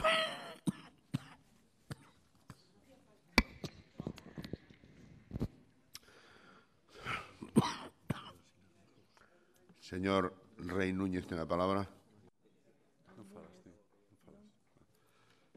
Bueno, isto trae causa dunha proposición normativa presentada por este grupo e aprobada no pleno de febreiro deste ano, na que se pedía unha modificación, unha reforma do regulamento de uso de verteduras á rede municipal de saneamento de Pontevedra e, basicamente, reducindo a distancia que os veciños estaban obrigados a conectarse. Dos 100 metros que marcaba o regulamento anteriormente, unha reducción significativa. Agora, esa distancia queda en 50 metros, con algunhas excepcións moi razoables, como cumpre un acordo plenario de febreiro e unha iniciativa que nos presentamos, só nos queda votar a favor e congratulármonos de que a mellora vai a facerse efectiva xa.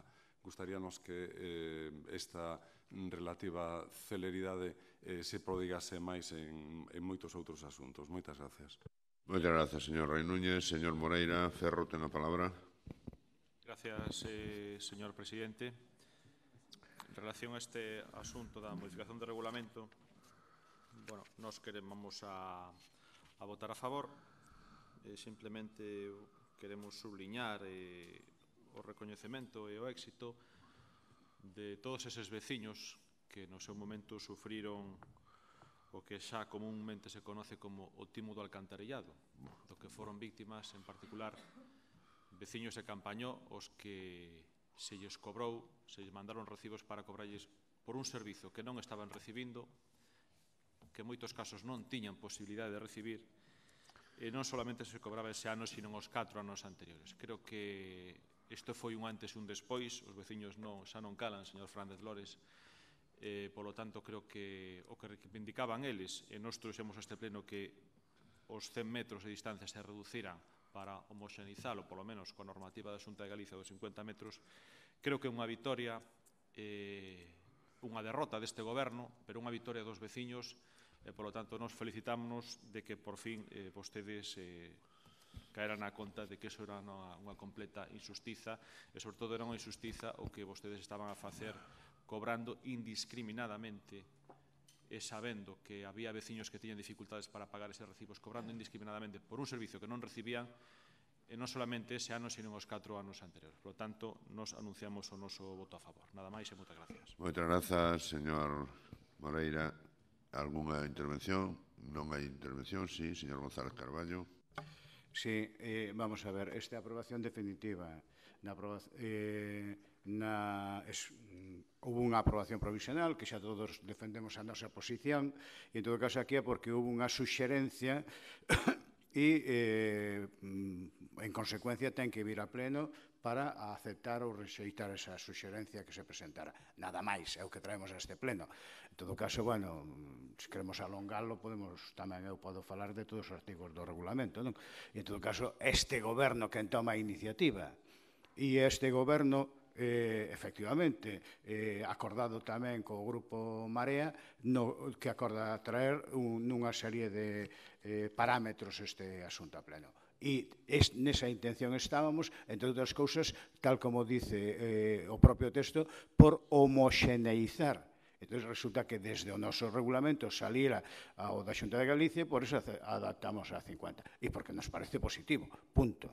Pero o que traemos hoxe a aprobación definitiva e resolver esa suxerencia. Nada máis, por eso non intervín. Moitas gracias. Moitas gracias, señor González Carballo. Sometemos o asunto a votación. Votos en contra da proposta ningunha, abstencións tampouco, votos a favor. Apróbase por unanimidade dos concelleiros e concelleras presentes. Ben. Punto número 5, proposición do Grupo Municipal do Partido Popular sobre rebaixa de impostos. Señor secretario, ten a palabra.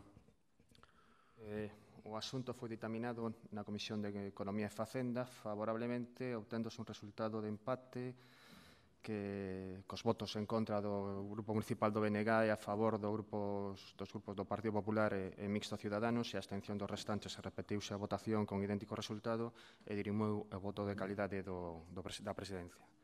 Moitas grazas, señor secretario. Señora Rey Martínez, ten a palabra. Sí, queremos presentar la enmienda, pero antes me gustaría hacer un inciso y estoy segura de que el señor Domínguez me lo va a permitir porque si no, no voy a poder dormir. Me gustaría saber cómo contabiliza usted el pago de un acreedor recogiendo el fondo político, porque yo utilizo las cuentas 410 y 572. No sé cuáles utiliza usted o si su plan, el PP tiene un plan general contable diferente, Ciudadanos no. Y yendo a la enmienda, nos gustaría que esta moción fuese mucho más ambiciosa y por eso nos gustaría añadir a su propuesta de acuerdo instar al Gobierno autonómico a suprimir el céntimo sanitario basado en la afirmación del propio presidente de la Xunta de que las cosas van bien e instar también al Gobierno nacional a que reduzca de una forma notable la presión fiscal de los autónomos.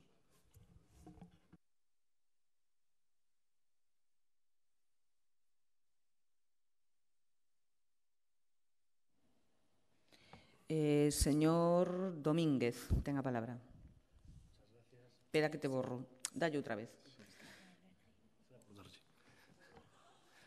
Muchas gracias, buenos días a todos. Sabía yo, imaginaba que la alegría me iba a durar poco. En la pasada Comisión de Economía se votó por primera vez en muchos años, yo creo que es la primera vez que se vota en una Comisión de Economía en Pontevedra, una reducción de los impuestos locales. Es cierto que se votó a favor por la ausencia de un concejal del BNG, partido siempre contrario a esta reducción fiscal. Pero es un síntoma de que la sociedad demanda una rebaja de la carga impositiva. Los pontevedreses soportamos unos impuestos locales desproporcionados a los servicios que recibimos. Eso no cabe la mínima duda. En los últimos años ya se ha producido una reducción de la carga impositiva en la Administración central, se ha producido una reducción de la carga impositiva más ambiciosa en la Administración autonómica y entendemos que ha llegado la hora de realizar una bajada impositiva en la Administración local. Pero no solo el Gobierno central y autonómico han liderado esta reducción fiscal. Concellos de la provincia de distinto signo político han reducido en los 2 últimos años impuestos como el IBI. Como hemos dicho antes, en la Conta Xeral el superávit ha sido casi de 6 millones de euros de lo que tenían para invertir. Esto quiere decir que este año al Concello le han sobrado casi 6 millones de euros y eso quiere decir que se ha usurpado 6 millones de euros a los pontevedreses. 6 millones de euros que darían margen más que de sobra para una bajada de impuestos razonable, aliviando en parte su carga fiscal. En otras ocasiones hemos sugerido qué impuesto podríamos bajar. En esta ocasión se lo dejamos al alcalde y a su grupo de gobierno que decían ellos cuál podían bajar. No tengo duda de que el desastre de que haya un superávit de 6 millones de euros en el Gobierno, porque es un desastre local, y el desastre organizativo en la redacción de proyectos en tiempo y hora, provocó el cese de Vara como responsable de las obras de esta ciudad. Eso sí, un cese difuminado como crisis de Gobierno. Pero, como dice el refrán, es peor el remedio que la enfermedad. Recientemente se nos presentó a todos los pontevedreses estas 3 hojas. Yo creo que todos las conocen. Y se nos decía a bombo y platillo que que era la mayor inversión de la historia de Pontevedra. La mayor inversión de la historia de Pontevedra. No era un buen plan, no. La mayor inversión de la historia de Pontevedra. No he visto mayor ridículo político en mi vida a nivel local desde que yo estoy aquí, que tampoco es mucho. Me consta que incluso miembros del BNG, a muchos de ellos les decepcionó el documento. Y se empieza a ver algo que no se vio nunca. Descoordinación y rencillas internas dentro del subgobierno. La mayor inversión de la historia de Pontevedra son 3,7 millones de euros. De verdad. Eso sí, nos hablan de 42 millones en total. En este, permítanme que lo llame panfleto, que repite la misma obra estando en proyecto de tramitación y en proyecto de redacción. Es decir, está en los dos sitios.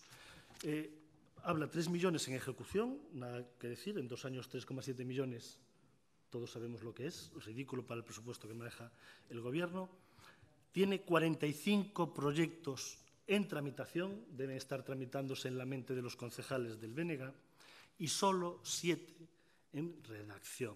E incluso hace una cosa que es muy simpática, inversión privada, como en las piscinas de Campolongo, la asume como plan del Gobierno local.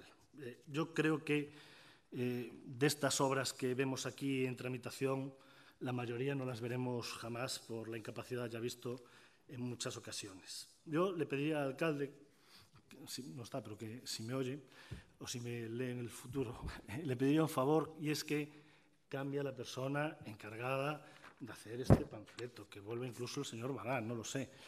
Por un lado ganaríamos varias cosas. Por un lado, el alcalde no tendría que soportar esto, ni el alcalde ni los pontevedreses. Un documento infantil y con poca credibilidad y, desde luego, nada trabajado. Y, por otro lado, si volviese el señor Bará, quizás tendría su tiempo ocupado para no expresar por la red comentarios soeces y faltos de la mínima educación que no creo que representen ni a él ni le hagan justicia. Su Gobierno presenta un superávit hipertrofiado año tras año, con una incapacidad de acción inadmisible. Pide créditos a principio de año y al final de año los amortiza diciendo que es una gran gestión. Tiene margen de maniobra más que de sobra para la realización de una bajada de la carga impositiva. Si ustedes votan en contra de esta medida, solo se me ocurre una cosa, y es lo que el otro día se le escapó al final del pleno al señor alcalde, que empezaba así. Sé que a mis compañeros de partido no les va a gustar esto que voy a decir, pero que el alcalde desconoce el coste del plan del compost, afirmando incluso que podría ser más costoso para los contribuyentes. Es decir, en el último pleno el alcalde nos dijo que el plan de compost no solo no va a ahorrar, como nos anunciaban, sino que es posible que sea más costoso para los contribuyentes. El desconocimiento del alcalde de lo que va a costar el compost no solo una irresponsabilidad por su parte de un dirigente, pues debería saber a ciencia cierta lo que va a costar, sino que además no puede servir de excusa para no bajar la carga impositiva a los ciudadanos de Pontevedra. Muchísimas gracias.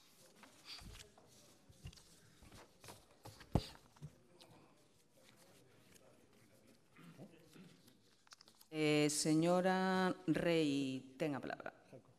No sé si aceptan mi enmienda o no. Sí, sí, ya.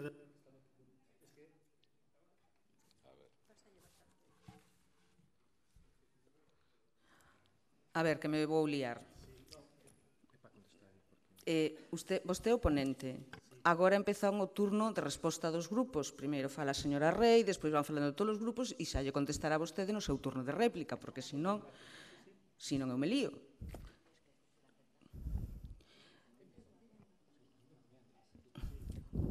Bueno, a ver, vamos a non liar ademais. Señor Domínguez, ten a palabra para contestar se acepta ou non a enmenda. Muchísimas gracias. La enmienda ha sido en boche, no hemos tenido tiempo a estudiarla y nosotros venimos aquí a hacer una proposición, no aceptamos enmiendas. Muchas gracias.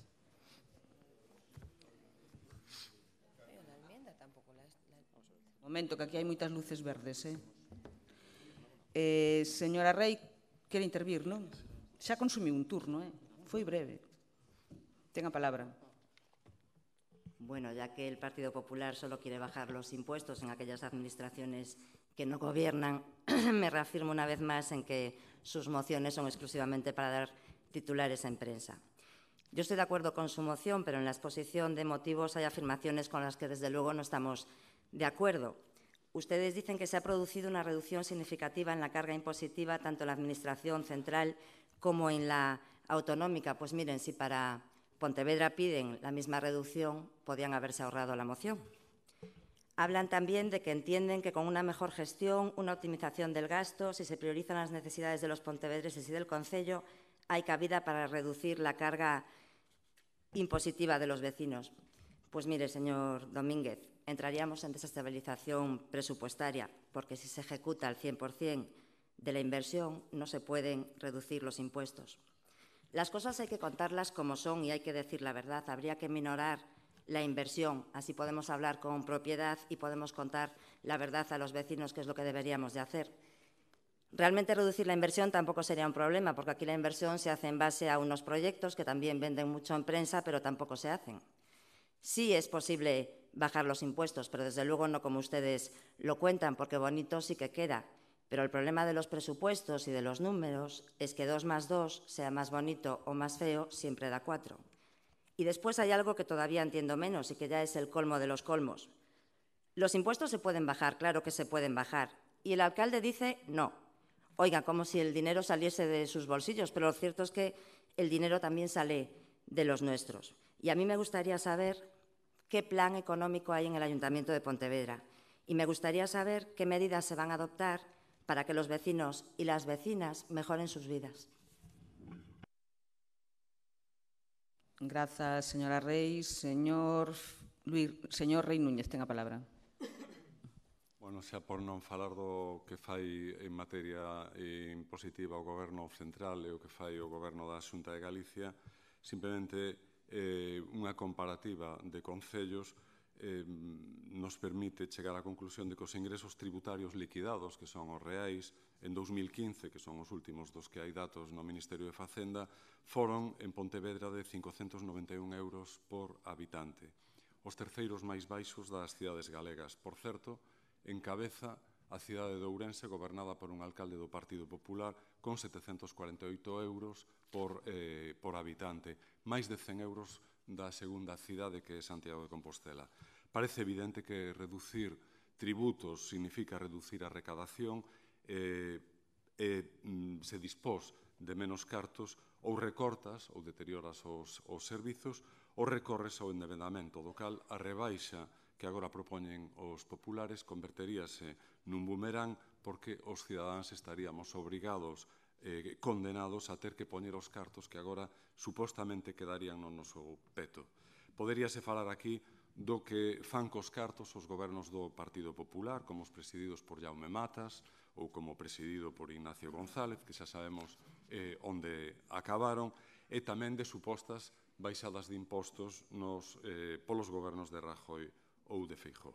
Mas por non entrar en fonduras, só engadirei que sempre que se rebaixan os impostos se está favorecendo as rendas máis altas, e sempre que se recorta o gasto, se está perxudicando as rendas máis baixas ou os que non teñen ningunha renda. Claro que tamén estamos en contra da práctica de pechar exercicios dunha administración como a do Concello de Pontevedra con superávit, pero a forma de que iso non ocorra non debe pasar por recadar menos, senón por xestionar mellor e por gastar máis en beneficio da maioría. Imos absternos. Moitas gracias. Grazas, señor Rei Núñez. Señor Fernández González, ten a palabra. Moitas gracias. Bueno, en política un pode equivocarse, non? Pode presentar propostas máis ou menos acertadas, mellor ou peor estruturadas, pero o que non debe en política é ser incoherente. E non pode ser que o goberno do Partido Popular no Estado fora protagonista da subida de máis de 30 impostos e taxas e agora vostedes aquí plantexen que o Concello ten que baixar os impostos, sin especificar siquera que imposto ou canto cada imposto, así un pouco o show. Sería conveniente ter un pouco máis de rigor nos seus plantexamentos por si queren ser tomados en serio, e digo con todo o respeto. Como tamén lle digo que levan vostedes sendo pouco afortunados na presentación de mocións nos últimos plenos, porque a da plusvalía do outro día tamén traía cola.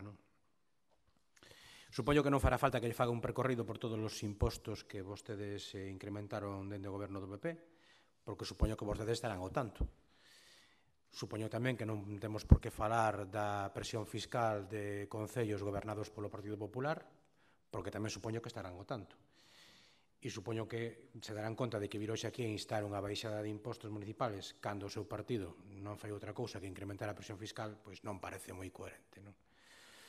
Nos, dende logo, non estamos por apoiar este tipo de propostas. Nos presentamos no seu día, xa foi tempo, propostas para bonificar algúns impostos a algúns sectores, pero con claras diferencias con vostedes. Primeiro, porque nós sinalamos que impostos e en que circunstancias, e segundo, porque en ningún caso se trataba de dar barra libre ou baixada para todos. E esa é a diferencia entre ser riguroso ou non o ser. En todo caso, me vai a permitir a ironía e que, como adversario político, espero e desexo que sigan vostedes presentando este tipo de proposicións. Nada máis. Muchas gracias, señor Fernando González. Señor González Carballo, ten a palabra. Moitas gracias. Ben, en canto a esta moción do Partido Popular, a verdade é que está pouquiño traballada. 4 generalidades para salir do paso e como algún membro do seu partido que sonreía cando lle dixen, bueno, isto trae despois a fear a modificación de crédito. Bueno, tomase unha sonrisa, non de amor precisamente, senón, ten razón e tal. Pero, bueno, efectivamente, esa é a cuestión de que queren afear unha modificación de crédito, entón te traen isto que o fixaron de presa correndo para cubrir o expediente e tal, porque realmente non se sostén, non. Iba a dicir 4 generalidades, pero din 4, 2 generalidades e para de contar, non? Ben, en todo caso, quer dicir, é que incrementou a presión fiscal no Concello de Pontevedra nos últimos 4 anos. Pois, se vamos a calquer índice que este publicado por aí, o ranking tributario dos municipios españoles, das grandes cidades que fai o Concello de Madrid, pois, evidentemente, non. Porque no ano 14, no IBI, ocupábamos o posto,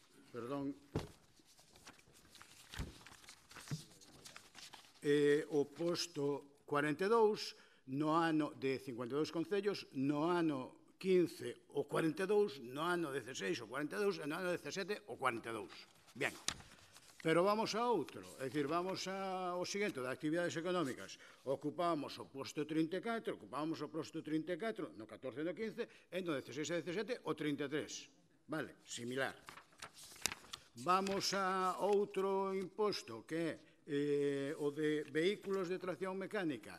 Ocupábamos o posto 43 no 14 e no 15 e o 44, é dicir, máis baixo no 16 e no 17. Vamos a outro que é o do ICIO. Pasa exactamente o mismo.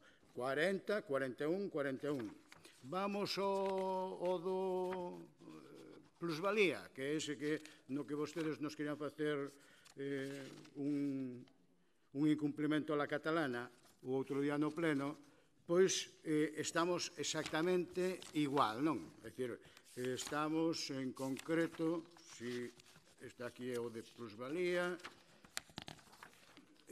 estamos en situación similar nestes últimos anos. Bien, entonces, estamos a ver a presión fiscal, pero mire, vou ler unha cousa. Dice, o goberno local propón subir a taxa do centro de día, actualizar a da agua e conxelar as demais. Isto de conxelar as demais ven no titular porque despois tamén suben as da piscina, crean unha nova para o mercado. E dice, van a subir o centro de día, onde aí vai a maioría de xente sin recursos, de 511 a 545 euros. E o transporte para o centro de día de 54 a 80, que xa é unha suba xeitosiña. E despois, na da agua se mantén estable. Cando se mantén estable, non, aplican el IPC de julio, que é de 1,5 euros por domicilio. E despois se suben partidas da piscina e se crea unha nova no mercado. Supoño que ustedes estarán en contra disto. Supoño. Porque se non tal. Pero, oh sorpresa, quen dice isto? Telmo Martín. Onte mesmo viñan dos medios de comunicación. Entón, claro, Telmo Martín ten, joder, unha persona recoñecida nesta Santa Casa. Home, É o mentor de Jacobo Moreira, caramba, quer dizer, non é calquera, foi o seu xefe. Por tanto, se o seu mentor está dicindo que va subir os impostos e as taxas, vostedes aquí están defendendo outra cousa. Mire, aclárense un pouquiño, e poñan certo orden no partido, inda que sea cos que están aquí ao lado. Xa non digo, xa o que dicía Luis, Ourense xa nos queda máis a lodo paraño, pero polo menos aquí ao lado. Entón, están subíndoas. Cando aquí neste Concello están conxeladas desde hai uns cantos anos todas, e estamos baixando a presión fiscal a respeito de outras anualidades. Por tanto, mire, en todo caso, que quere que lle diga? Prediquen co exemplo. Primeiro, e despois falamos. Moitas grazas, señor González Carballo. Señor Domínguez Artime, ten a palabra. Muchas gracias, señor alcalde. Yo creo que aquí venimos a discutir de los temas de Pontevedra. Y ojo la frase que les digo. Los pontevedreses soportamos unos impuestos locales desproporcionados a los servicios que recibimos. Si usted me llama y dice, señor Domínguez, mire usted, necesitamos el dinero porque vamos a tramitar transporte urbano, que es necesario. Yo no propongo esta reducción. Si usted me dice, señor Domínguez, que no nos sobra el dinero, llegamos justito, nos sobran 30.000 euros y no tenemos superávit. Ustedes han tenido un superávit de casi 6 millones de euros. Es decir, les sobra la pasta, señor Raimundo, les sobra la pasta y el problema es que no es suya, es de todos los pontevedreses. Queremos bajar los impuestos a los pontevedreses. En cuanto a las generalidades, quiero decir dos cosas muy breves. Fue el Partido Socialista Obrero Español, apoyado por el BNG, el primero en la historia que le bajó el sueldo a los funcionarios. El primero en la historia que le bajó las pensiones a los pensionistas de este país. Y en los últimos años, si venimos de una crisis muy grande, que pasamos en los últimos años de 6 millones de desempleos a 3 millones de desempleados, que siguen siendo mucho, pero son casi la mitad, se ha bajado a nivel nacional 2 veces el tramo del IRPF, con una disminución en la última de ellos de 1.500 millones de euros. A nivel autonómico, el tramo del IRPF autonómico en Galicia se ha reducido y es mucho más bajo que en otras comunidades como Cataluña. Se ha disminuido el 99% de los impuestos de donaciones y sucesiones en Galicia, que ahora, cuando hay un fallecimiento, no hay que pagarlo en la mayoría de los casos y que ayuda a los que menos tienen, señor de Marea. Se ha abolido el impuesto de permuta de fincas en el rural y se ha bajado el impuesto en el rural, el impuesto de transmisiones patrimoniales y actos jurídicos documentados, eso en Galicia. Hay otros concellos, y le voy a decir uno, que no es de ningún partido de los que está, aunque está apoyado por el PSOE, como Lolín, que ha bajado el IBI. Se puede hacer, no hay ningún problema y se pueden bajar los impuestos. Otra cosa es que haya o no voluntad política para hacerlo. Muchas gracias. Señor Artime, sometemos... Señora Rey, ¿quiere muy brevemente? Muy brevemente, va. Hombre, a mí hay cosas que me hacen bastante gracia. Decir que sucesiones ayuda a los que menos tienen me parece cuando menos una barbaridad. Yo no sé si usted hace la declaración de la renta y si en su declaración de este año ha notado mucho la bajada de impuestos. Le vuelvo a decir que yo estoy de acuerdo con que hay que bajar los impuestos, no de la manera en la que ustedes piden. De todas formas, me estoy preguntando cómo le voy a contar a mi madre que en el pleno de hoy el Partido Popular quería bajar los impuestos y el Bloque Nacionalista no.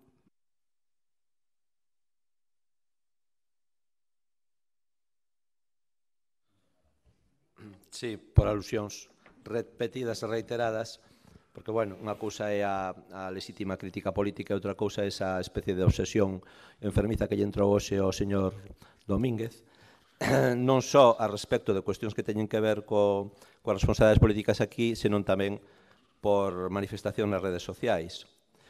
O único que teño que decir ao respecto é que cada crítica do Partido Popular para min é unha louvanza. Moitas gracias. Señor Domínguez, ten a palabra. Señor González Carballo, que non o vira. Non, é que non sei se os demais grupos queren falar, non sei.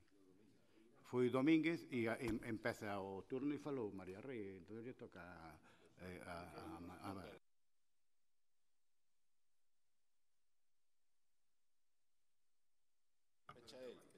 No, pecha é o segundo turno. Bueno, encantoume o ben que fala de Pontevedra con esas cifras, non? Viene a hablar de Pontevedra e nos conta o IRPF, nos conta non sei que, interesantísimo e a conexión, é dicir, impresionante, non? De todas maneiras, teña en conta que nós somos dos que lle maquillamos as cifras a Montoro, po toma do déficit. O sea, tal. E todos os concellos, e moitos máis que nós, e mire os concellos que ten ao lado. De todas maneiras, porque fixaron a famosa modificación na Constitución donde los concellos e notas administraciones, ou, perdón, las entidades locales temos que ter superávit. Ben, entonces tal. Pero mira, falando de Montoro, voulle ler outra cousa.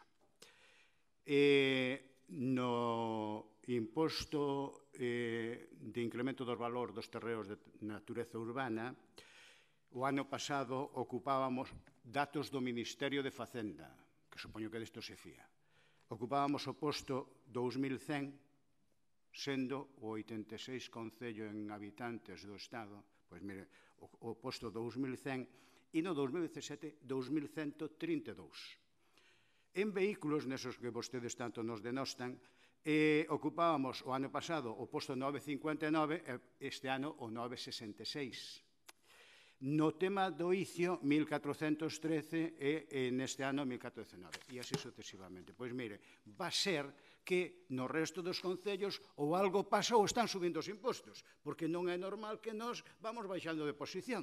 Entón, case non se corresponde o seu discurso coa documentación que presenta o propio Ministerio de Facenda, que está, é dicir, xestionada por un representante do seu partido político. Entón, están dicindo que cada vez ocupamos un posto inferior, pois será por algo, será que os outros suben, porque se nós os mantemos estables, non se entendería de outra maneira. Moitas gracias. Ten a palabra. Muchas gracias, señor alcalde. No, aí vai. Muchas gracias, señor alcalde. Para terminar, y rápidamente, aquí se va a ver quién quiere bajar los impuestos a los ciudadanos de Pontevedra y quién no. Y el Partido Popular no será por insistencia, va a intentar una vez más que se le baje la carga impositiva a los ciudadanos de Pontevedra. Es lo que queremos y lo que queremos pedir. Nada más. Muchas gracias. Muchas gracias. Sometemos o asunto a votación. Votos en contra da proposta do Partido Popular. 12, 14, 14. Abstencións, 15. Onde están os 15? Sodes 12 máis 3. Non vira lá. A ver, outra vez, perdón. 12, 3, 15, perdón, sí.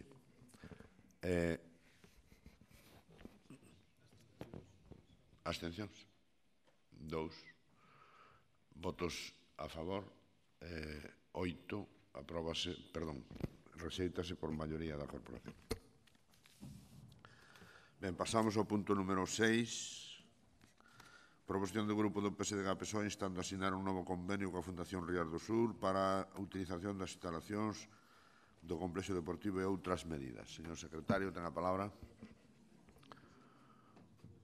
O asunto examinouse na Comisión de Benestar Social, Cultura e Dinamización Sociocultural xa do decembro de 2016 favorablemente coas abstencións dos grupos do BNG e de Marea Pontevedra. Moitas grazas, señor secretario. Señor Fernández González, ten a palabra. Gracias, señor alcalde. Bueno, en marzo de 2016 rematou o convenio que o Concello tiña asinado coa Fundación Rías do Sur, que estaba asinado por un período de 10 anos e que, a cambio dunha aportación económica feita por o Concello no seu momento para a construción da piscina, o Concello obtenía unha serie de contraprestacións. E esta foi unha década, de 2006 a 2016, na que se asentou a importancia tanto deportiva como social das piscinas e que permitiu que o Concello dispuxese dunha infraestructura, dunha instalación de primeiro orden para atraer importantes campeonatos, pero tamén para facer unha labor social que non podemos esquecer. Unha vez rematado este convenio, o curioso é que dende o Concello non se deu ningún paso para asinar un novo e intentar sacar adiante máis e mellor rendimento desas instalacións. E eu creo que esa actitude, señor alcalde, está máis relacionada cun capricho que con outra cousa, porque é evidente que a cidade necesita esa instalación. E por eso non se entende a pasividade. Mire que era a nosa intención non ter que chegar a traer esta moción aquí. Esperamos casi un ano para traela, confiando en que a vostede se lle pasaría o berrinche e se sentaría a falar coa Fundación. E de verdade que se vostede vai a negociar así o futuro do convento de Santa Clara, é mellor poñerse a temblar. O certo é que estamos sin convenio, que algunhas cousas seguen a funcionar pola boa vontade da Fundación, que ese espacio deportivo é un espacio moi interesante para o Concello, que nun convenio razonable se lle pode tirar moito máis do que se está a conseguir agora, incluindo a posibilidade de liberar a piscina de Campolongo de entrenos para os clubes, conseguindo a lámina de agua en Pontemuños.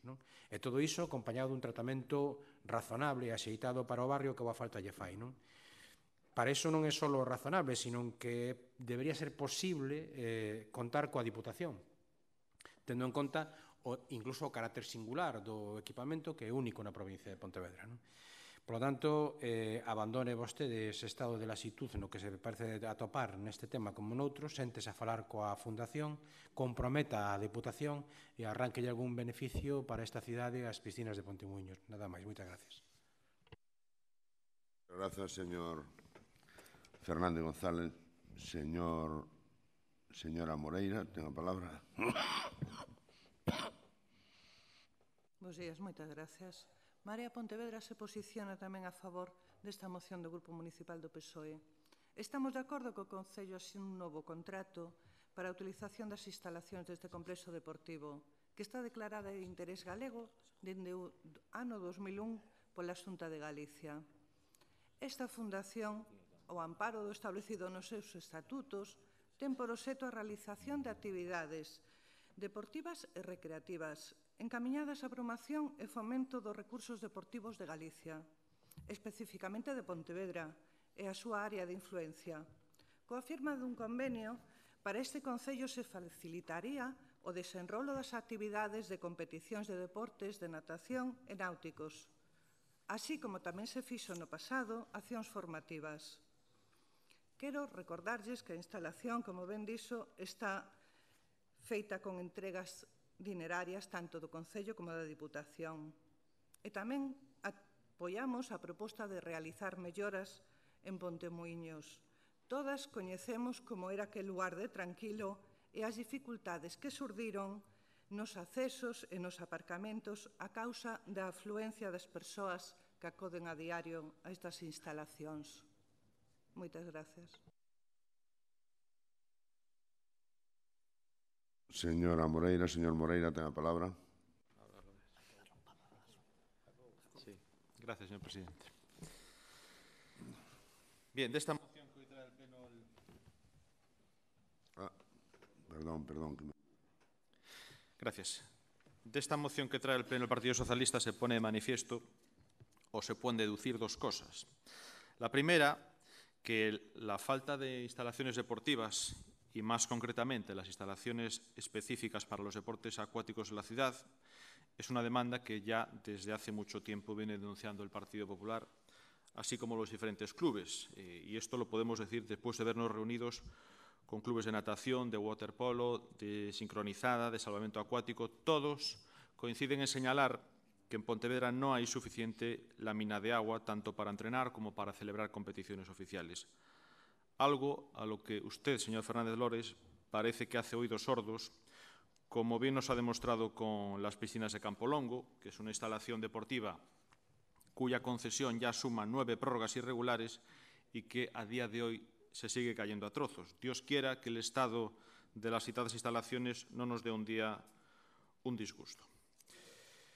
La segunda, comprobar las reiteradas contradicciones a las que nos tienen acostumbrados los socialistas de Pontevedra, pues en su moción presentada en el mes de noviembre del 2016 nos dicen, por un lado, estar preocupados porque el convenio firmado entre el Ayuntamiento y la Fundación Rías do Sur remató su vigencia en marzo de 2016 sin que por el Ayuntamiento se dieran los pasos para su renovación.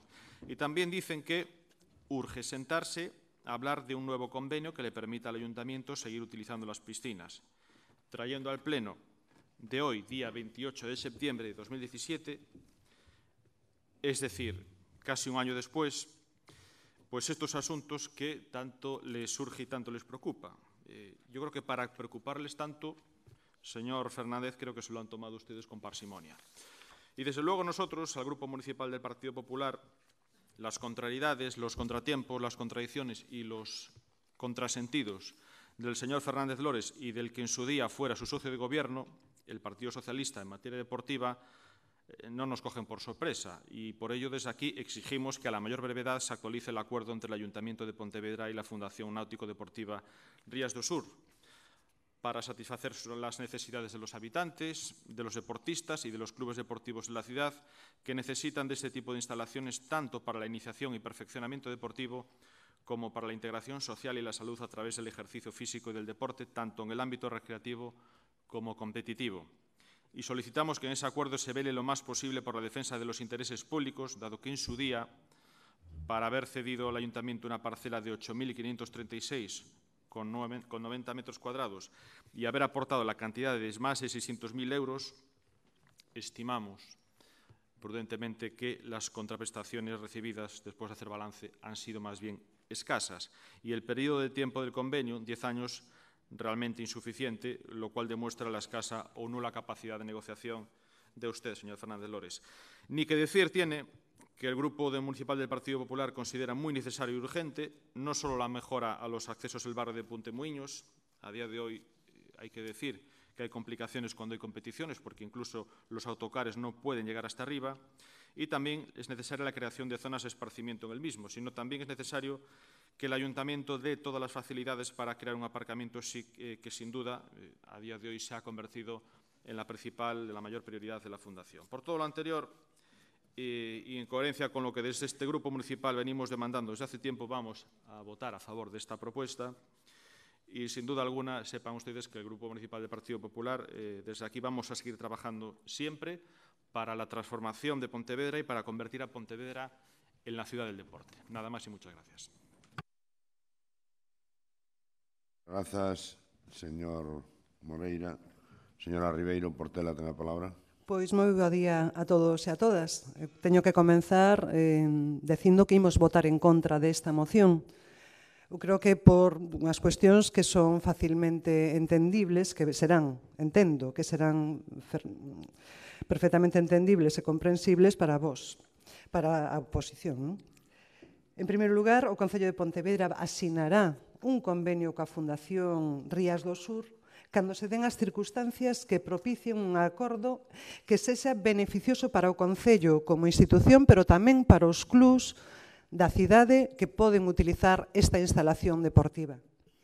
O que non este asinado un convenio non impediu en ningún momento que se desenvolvera ningunha actividade que non consideráramos como beneficiosa. De feito, este ano desenvolveuse o Open de Primavera de Natación, o Campeonato de España de Natación, con grande éxito, tanto de público como tamén polo número de deportistas que participaron no mesmo. Se non se desenvolveu no ano 16 foi porque non se deron as circunstancias precisas para que así se fixera. Pero iso non ten nada que ver con ter un convenio ou non o ter. En canto ás obras en Pontemuiños, en toda a zona da Avenida das Camelias, coido que ustedes, ou polo menos algunha das persoas de todos os grupos que estamos aquí, tuvemos unha comisión na que o concelleiro encargado das obras do Concello nos presentou un documento. Eu creo que eu fago gala del porque creo que é unha mostra absoluta de transparencia na que se lles está comentando a todos e todas vostedes en que se está a traballar dentro deste Concello, pois no que figura unha obra que se chama Mellora da accesibilidade na Avenida das Camelias con un orzamento de 127.843,29 euros. Decir que esta obra, para maior información, pois está xa asinado o contrato, é dicir, xa está adxudicada dende o 14 de setembro, que se está analizando polos servicios técnicos o informe de Seguridade e Saúde e que en nada comezará esta obra. Entón, por todos estes motivos, considero que non ten cabida máis que o voto en contra.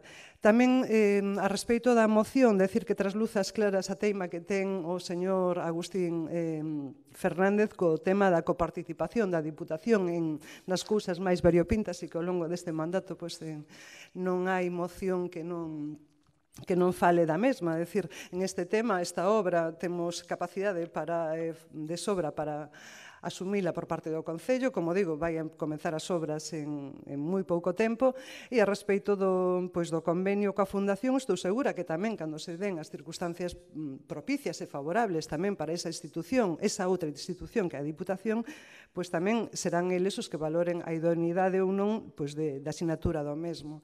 Eu, a respeito de cuestións que comentou o señor Jacobo Moreira, decirlle que na Xunta levan un ano con un convenio entre a Xunta e a Fundación. A día de hoxe creo que non o teñen asinado. É dicir, habrá que pensar tamén por que, ou se non infórmese vostede tamén dos motivos de por que aínda non está, ou por que tardase tanto en asinalo. Pero, esa información a ten usted de primeira man cando a precise coa Xunta. Moitas grazas, señora Ribeiro Portela. Señor Fernández González, ten a palabra. Sí, gracias, señor alcalde. Brevemente. En primeiro lugar, señor Moreira, non é que haya falta de lámina de agua en Pontevedra. Eso non é certo. O que hai lámina de agua suficiente, o que hai que se pode aproveitar de mellor xeito. Pero lámina de agua hai. Outra cousa é que se lle pode quitar máis ou menos rendimento a que temos, non? Entendo que tamén moito non deben falar con quen teñen que falar, porque estou seguro de que vostede é consciente de que negociar non é fácil e leva tempo, e iso foi o que lle demos dentro do Partido Socialista á alcaldía, eso sí, con escaso éxito, é de recoñecer, porque dos argumentos que expuxo aquí a concelleira do BNG, a ver, cales son esas circunstancias propicias? Cando se van a dar esas circunstancias propicias? Cando se lle pase o enfado ao señor alcalde? Cando se lle acabe o berrinche? Cales son? Que circunstancias teñen que darse para que vostedes se poñan a negociar, se senten a negociar coa Fundación? Porque a toda agora, polo que non sabemos, das nosas conversas coa Fundación, é que nin se sentaron a negociar, nin falaron, nin lle puxeron diante un borrador, porque, por lo menos poñe diante un borrador, e que digan eles que non, pero é que nin eso.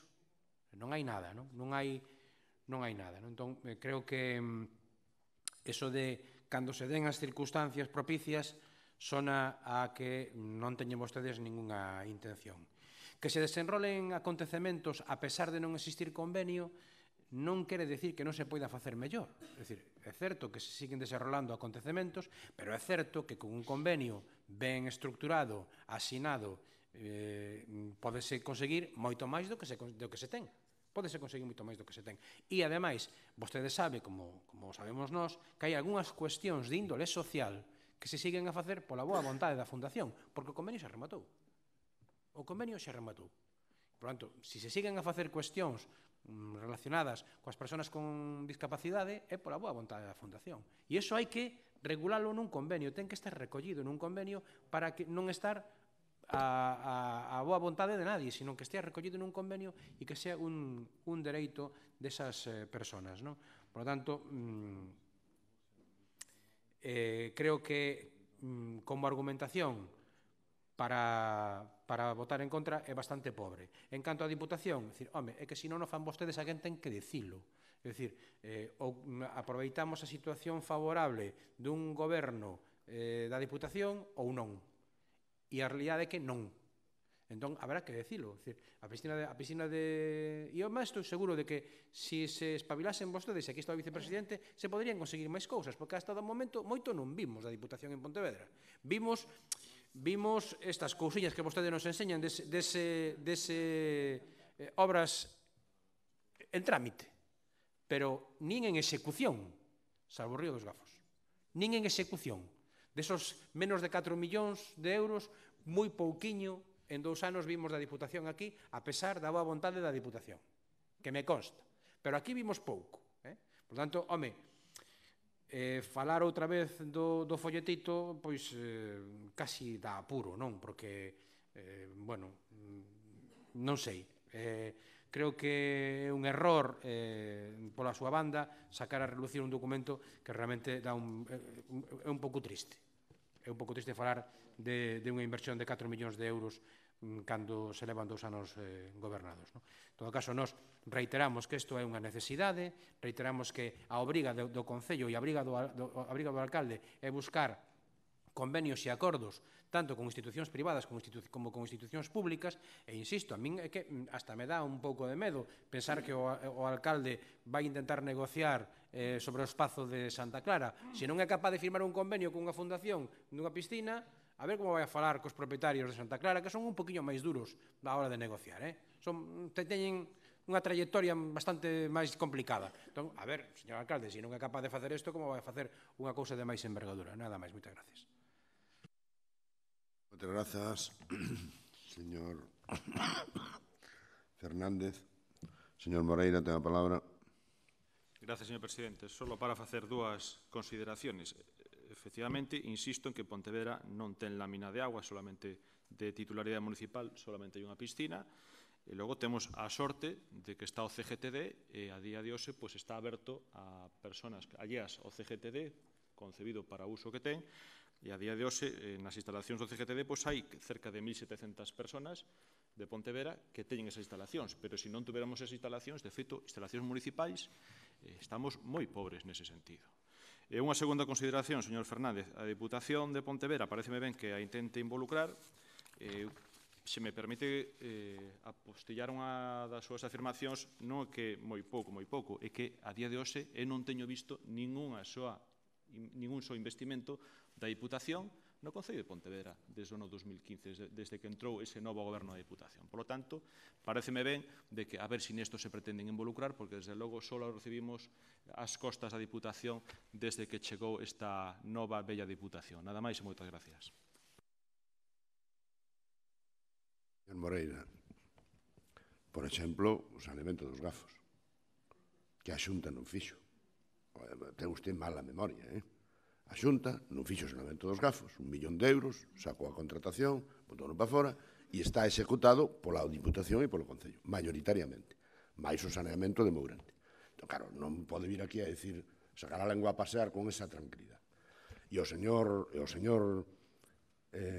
Tino Fernández, recorde vostede que foi concelleiro de Deportes, e que durante a súa Concellería de Deportes e da anterior Concellería de Deportes do Partido Socialista se fixo Pasarón, se negociou todo de Pasarón, e este alcalde lle dou a usted man libre para negociar todo o que tuvera que negociar en deportes, incluído a piscina. E usted foi incapaz de negociar nada. Por lo tanto, eu estaría calado. Porque, claro, é que vir a soltar cousas aquí que foron responsabilidade súa, claro, é que de verdade, é que hai que ter unha paciencia grande, bastante grande, tanto por un lado como por outro. Perdonen que intervira, pero é que non o puden evitar, vale? Non sei quen pido a palabra agora, señor Agustín Fernández.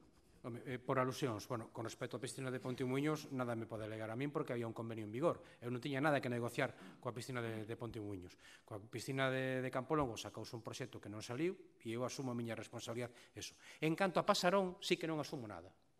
Non asumo nada eu, nin o meu partido, porque na comisión de seguimento, nesa comisión de seguimento que se montou na Diputación e que permitiu un escándalo que doble o tema, estaba ese señor de aí enfrente, que se chama César Mosquera. Non había ningún representante do Partido Socialista. Estaba César Mosquera na comisión de seguimento que permitiu en un plazo de un mes aumentar o orzamento do Pasarón de 7 millóns a 12 millóns. En un mes, de julio da licitación a agosto, setembro, que se fixo a primeira modificación. E non había ningún representante do Partido Socialista. Estaba un representante do BNG. E son vostedes directamente responsables do escándalo de Pasarón. Nadie do Partido Socialista. Vostede como alcalde e o señor Mosquera como representante na comisión de seguimento. Por tanto, eu asumo a miña responsabilidade na piscina de Campolongo, asúmoa, pero asuma vostede o escándalo de Pasarón porque é un escándalo seu, non meu, seu.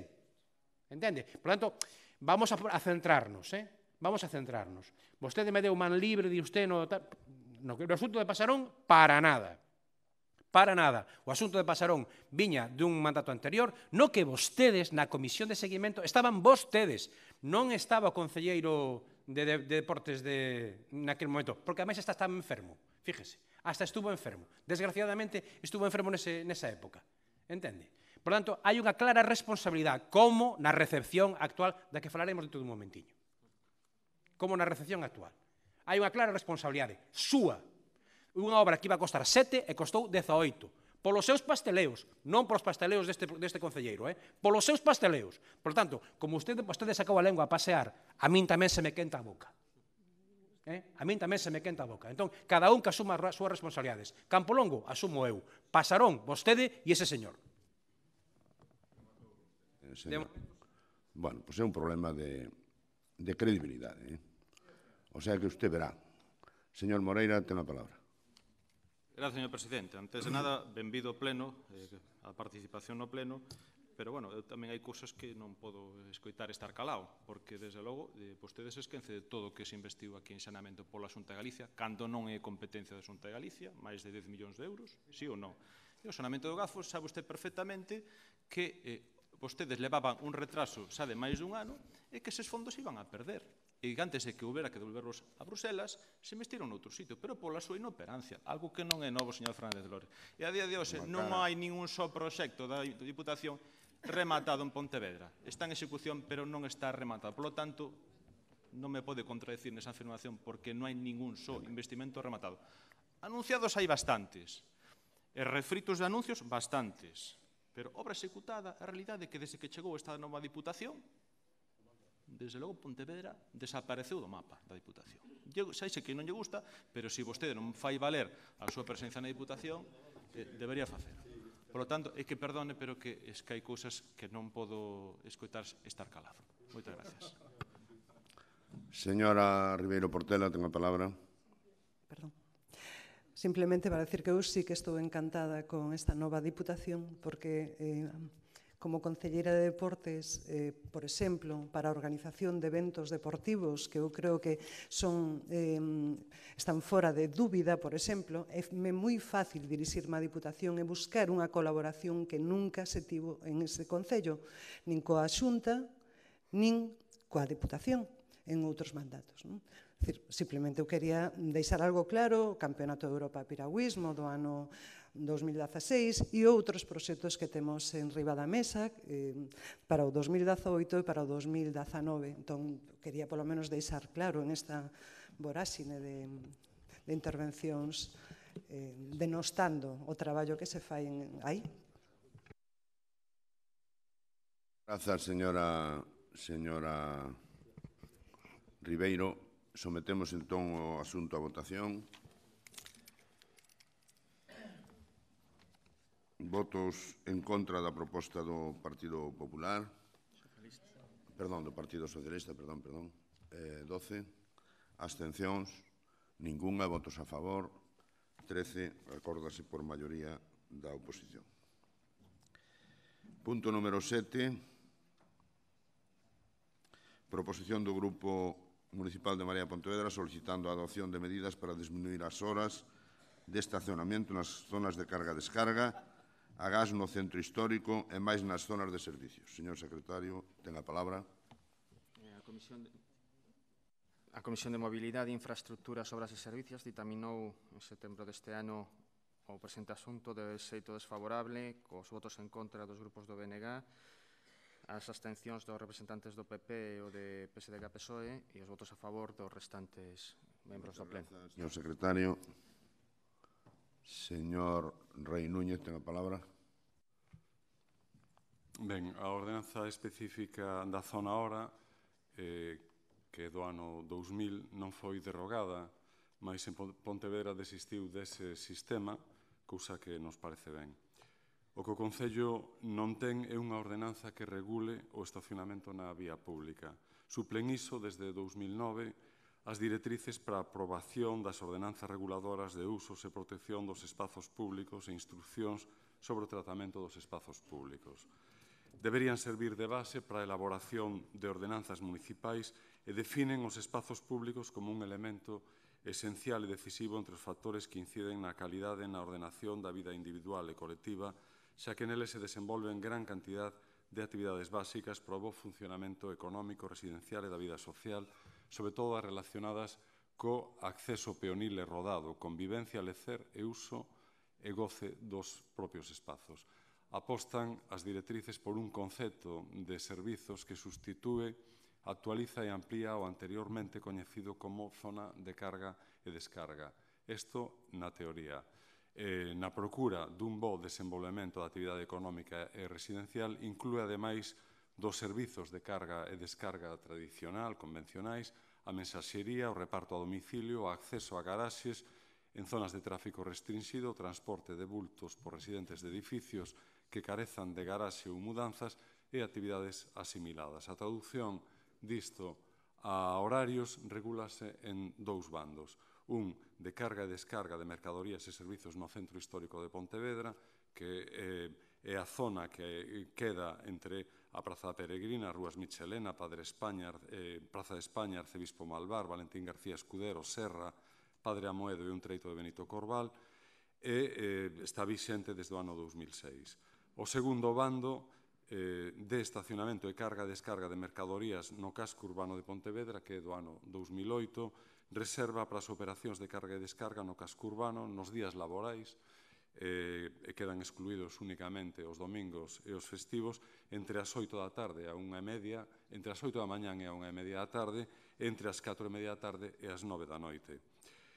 Ademais, nas vías do centro histórico e nas rúas peonís do resto da cidade, onde a sinalización vertical recolle o texto agás servizos, está permitida a parada ou estacionamento de todo tipo de vehículos por un período de 15 minutos, para realizar xestións de tipo administrativo, privado, lúdico, comercial ou de calquera outra índole.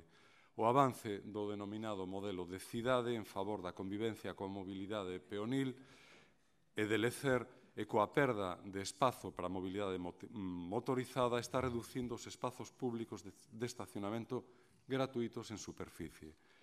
Isto afectalle de xeito especial os residentes que tanto no centro como na contorna de Pontevedra carecen de garaxe propio e precisan facer uso dos seus vehículos en desplazamentos cotiáns para os que a cidade non lle ofrece alternativa do transporte público, como todos sabemos. Co ánimo de paliarmos estas dificultades, Marea Pontevedra presenta a seguinte proposición con 2 puntos. Un primeiro, instar a Xunta de Goberno local a acortar o horario nas zonas de carga e descarga, agás no centro histórico, para ampliar as opcións de estacionamento libre e gratuito. E o segundo punto, instar a Xunta de Goberno local a ampliar o límite de tempo das zonas de servizos de 15 minutos a 30 minutos. Moitas gracias. Gracias, señor Rey Núñez. ¿Alguén quere intervir? Aquí non teño a nadie.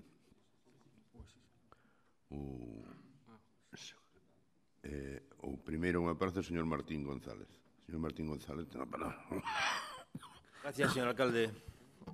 Señor alcalde, no sea usted tan paciente, ya sabemos, somos conocedores de ello, pero bueno, una norma como el PSON del 89, una estructura administrativa del Concello del 99 y un reglamento de circulación del 89, hombre, dedíquese usted también, aparte de la reforma urbana del centro de Pontevedra, a este menester, ¿no?, de regular para todos los pontevedreses estas áreas. Bien, hace un año exactamente, en el mes de agosto, ya el Partido Popular presentó una moción que fue aprobada aquí en el Pleno por unanimidad, en la cual pedíamos regular precisamente todo lo que eran las zonas de servicios. A mayores se incluyó una demanda de la Policía Local que presentó mediante algún informe que nos pedía ampliar a 30 minutos el tiempo máximo de estacionamiento en las zonas de carga y descarga y servicios. Ha pasado un año, ustedes no hacen nada al respecto y nos alegramos ahora que Marea le encomendamos que venga de segundas con nuestras peticiones y a ver si de esta vez conseguimos que ustedes reaccionen y que se vuelva a poner encima de la mesa la regulación de esta ordenanza. Los espacios públicos tienen que ser racionalizados, en eso estamos todos de acuerdo. Y aunque se prioricen algunos en vez de otros, creemos que todos tienen derecho a disfrutar de ellos.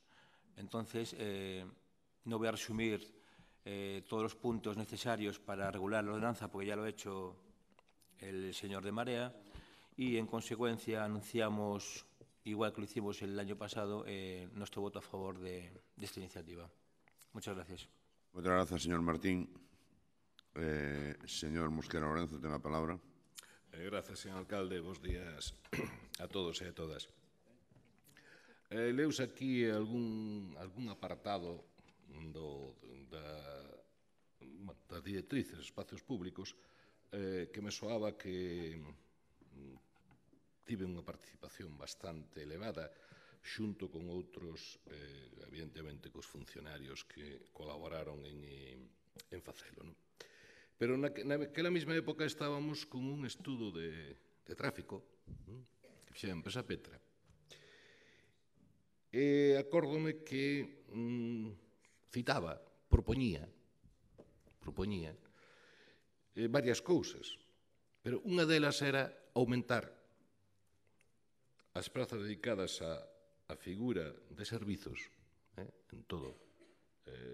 Polo menos facía unha proposta de futuro que evidentemente recolleremos, pero irase graduando en función da dinámica que vai tendo a cidade. E outra incluso chegaba a propoñer que non se permitira que un vehículo estivera máis de 24 horas en un sitio, que evidentemente é moito máis conflictiva e non ya vamos aceptar, polo menos por agora, porque suporía que todo residente, ainda que tope un lugar, digamos, unha rúa, na certa distancia, donde se poda aparcar libremente, pois cada 24 horas o teria que sacar. Por que fago esta introdución? Porque xestionar o espacio público nunha cidade é algo francamente complexo. Creo que houve avances sumamente importantes nesta cidade e que hai que ir equilibrando en función de moitos intereses, de moitas demandas, e non lle quero contar aquí, pois, por exemplo, cando se fai un mínimo cambio de tráfico, un axuste, as reunións que hai, as propostas que hai, as valoracións que hai, os datos que hai e demais, para facelo. E incluso despois hai que ter en conta non despistar os condutores, por exemplo, poderíase cambiar e dicir, en esta zona pois é de servicio hasta as 9, en esta non fai falta, pero hasta as 7, co cual o máis fácil é que empecen a picar, non porque nunha outra como estea feito, ademais, hai que ir combinando toda unha serie de cuestións. Como viron ustedes aí, que algúns de ustedes botaronse as mans á cabeza e foron ali a intentar levantar as masas, que Barcelos, como quedou, creo que reconoceremos todos que funciona mellor agora. Había moito traballo detrás, moito traballo detrás de falar con tal, mirar comportamentos, mirar como podía funcionar, as demandas do colexio, etc. Ben, entonces, todas estas propostas, o que late detrás desta proposta non é nada, digamos, novidoso, porque resulta que en canto se fixe un diseño que se trata de favorecer ao máximo a xente que está traballando, facendo carga e descarga, o sea, está facendo funcionar a cidade, traballando, pois resulta que se empezou xa a protestar por eso desde o primeiro día. Claro, entonces, a carga e descarga como tal, ese horario non chega. Non sei se sabrán ustedes que se fai carga e descarga ás 3 da mañán, ás 7, que a policía local os manda, non cando hai algo especial, o faga nun horario. Non sei se sabrán ustedes que temos un problema de que deixar ás 9 da noite que se ocupen todas cando unha persoa ven, por exemplo, poño o caso, Oliva, García Camba, ocúpanse todas ás 9 da noite se unha persoa que vive ali, pero non ten a plaza de garaxe, pois detrás da audiencia, por exemplo, non? Porque ali non hai. E ven cunha maleta, ten que infringir sí ou sí, ten que plantarse encima da beira rúa ou en riba da Oliva para facer esa descarga. Ben, todas as cousas hai que telas en conta e tomar as decisións en función dun equilibrio para que funcione. Nunca logras a perfección, nunca. Porque se dis que toda a noite e de servizos están libres, vai haber quen se enfade porque hai unhas plazas aí que casi nunca se ocupan. Se as deixas ocupar, resulta que despois vas ter os coches en riba da oliva con razón. Con razón porque todo o mundo pode chegar para descargar o saco de patacas ou a maleta cando ven de viaxe. Claro, como facemos? É un traballo moi de matiz que hai que seguirlo día a día e demais. Por lo tanto, nos poden ustedes aprobar e desaprobar, porque non vamos a aceptar ningunha norma ríxida, máis con esta alegría de dicir que hai dous que protestaron, por lo tanto, que se amplíe. Non. Hai que ter moitas cousas en conta, moitísimas máis. Porque, senón, pois, podemos chegar a facer actuacións moi contraproducentes e demais. E claro, aumentamos de 15 minutos a media hora. Levamos 10 anos valorando isto. 10 anos. Por que o mantemos en 15 minutos? Porque se poñemos en media hora e aos 32 minutos multa a policía, sabemos que vamos ter un lío de cuidado. Vale? É moito mellor ser tolerantes. E se son 15 minutos, facer unha tolerancia hasta 20, 25, o que sexa. E ao final andamos nunha ocupación media pois dese orden. Se poñemos 30 ao minuto 31, pois temos un lío morrocotudo. Vale? Entón, todas estas cousas hai que telas en conta para xestionalo, para non crear excesivos problemas. Saben ustedes que tal como estamos funcionando, sabe cantas multas diarias están poñendo? 37. Das cales de empadronados en Pontevedra, os coches, estamos en 17 o día. Bueno, se cada de repente pegamos un cambio, despistamos a xente, damos expectativas e pasamos pois a 200 multas ao día. Vale, fantástico. Non? Ou senón é que hai unha indisciplina. Oye, estas cousas son bastante máis complicadas e, polo tanto, cos técnicos que ao final o que predomina é a opinión dos técnicos e demais, despois de moitas reunións, despois de moito mirar como se fan as cousas, despois de moito tomar decisións, vamos ir actuando así. Vamos ir actuando así. A ordenanza o permite, non a fixemos nós, alguén di aí que é moi antigua, bueno, pois bárbaro. Ten unha modificación de 2010 por unanimidade, por certo, por unanimidade. Aquí houbo quen se nos pasou no pleno cantando despacito, verdad? Despacito, porque temos aprobado 30 km por hora. 30 km por hora foi aprobado por unanimidade deste pleno. Non foi ningún capricho deste goberno, desta concellería. No seu momento, do canal deste atenta hora. Foi aprobado por unanimidade. Despois aprobamos unha cousa e non nos gusta. Bueno, como tamén tuvemos hai un pouco falar, aprobamos por unanimidade o regulamento de verteduras, puña 100 metros, despois o goberno era un atracador, verdad? Porque non aplicaba unha ordenanza que non tiña máis remedio que aplicar. Bueno, estas cousas estamos afeitos a escostar. Quero dicir que eu, francamente, como consideración, a pesar que temos en conta, nós tomámoslo en conta, facemos, digamos, cun elemento máis, xa digo, xa se ten en conta desde hai moito tempo, non? E incluso non ten sentido a separación, hai problemas de todo tipo, non ten sentido a separación entre carga, descarga e servizos. Pero carga e descarga é unha figura legal.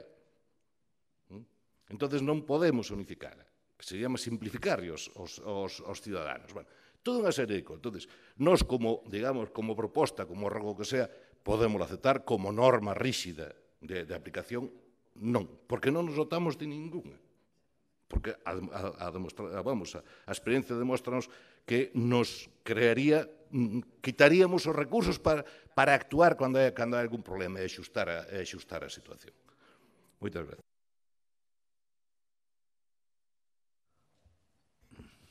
Moitas grazas, señor Mosqueira. Señor Rei Núñez, ten a palabra. Ben, bueno, sobre isto da cidade 30 está moi ben nos papéis e queda moi bonito nos sinais, na sinalización de tráfico, pero calquera veciño de Pontevedra sabe a velocidade a que se circula pola Avenida de Bos Aires ou a velocidade a que se circula por Fernández Ladreda ou a velocidade a que se circula pola Avenida de Montecelo, por exemplo.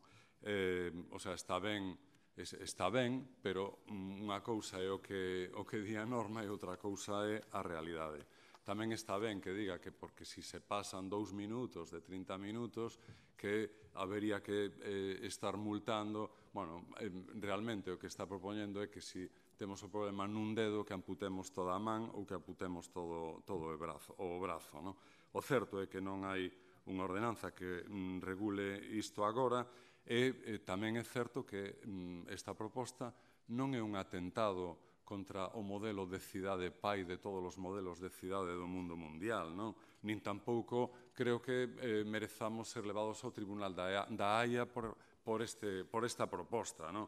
O sea, simplemente constatamos que podemos favorecer un chisco aos veciños de Pontevedra, liberando un pouco máis de tempo unhas plazas de aparcamento en superficie gratuitas e propoñemos non desaproveitar isto, ademais tendo en conta que a experiencia demostra que entre as 8 da tarde e as 9 moitas desas plazas quedan libres. Por lo tanto, liberémolas para o uso libre polos veciños. E, ademais, parece que resulta a cousa máis doada do mundo, non require de grandes movementos dentro do Concello, porque isto foi regulado por uns bandos e perfectamente os horarios poden ser cambiados por outros bandos. Non con algo tan fácil de resolver, non fagan unha cuestión, non fagan fundamentalismo con algo tan fácil de resolver. En fin, pídolles que recapaciten e que apoyen esta proposta nosa. Moitas grazas, señor Rey. Señor Martín González, ten a palabra. Sí, gracias, alcalde.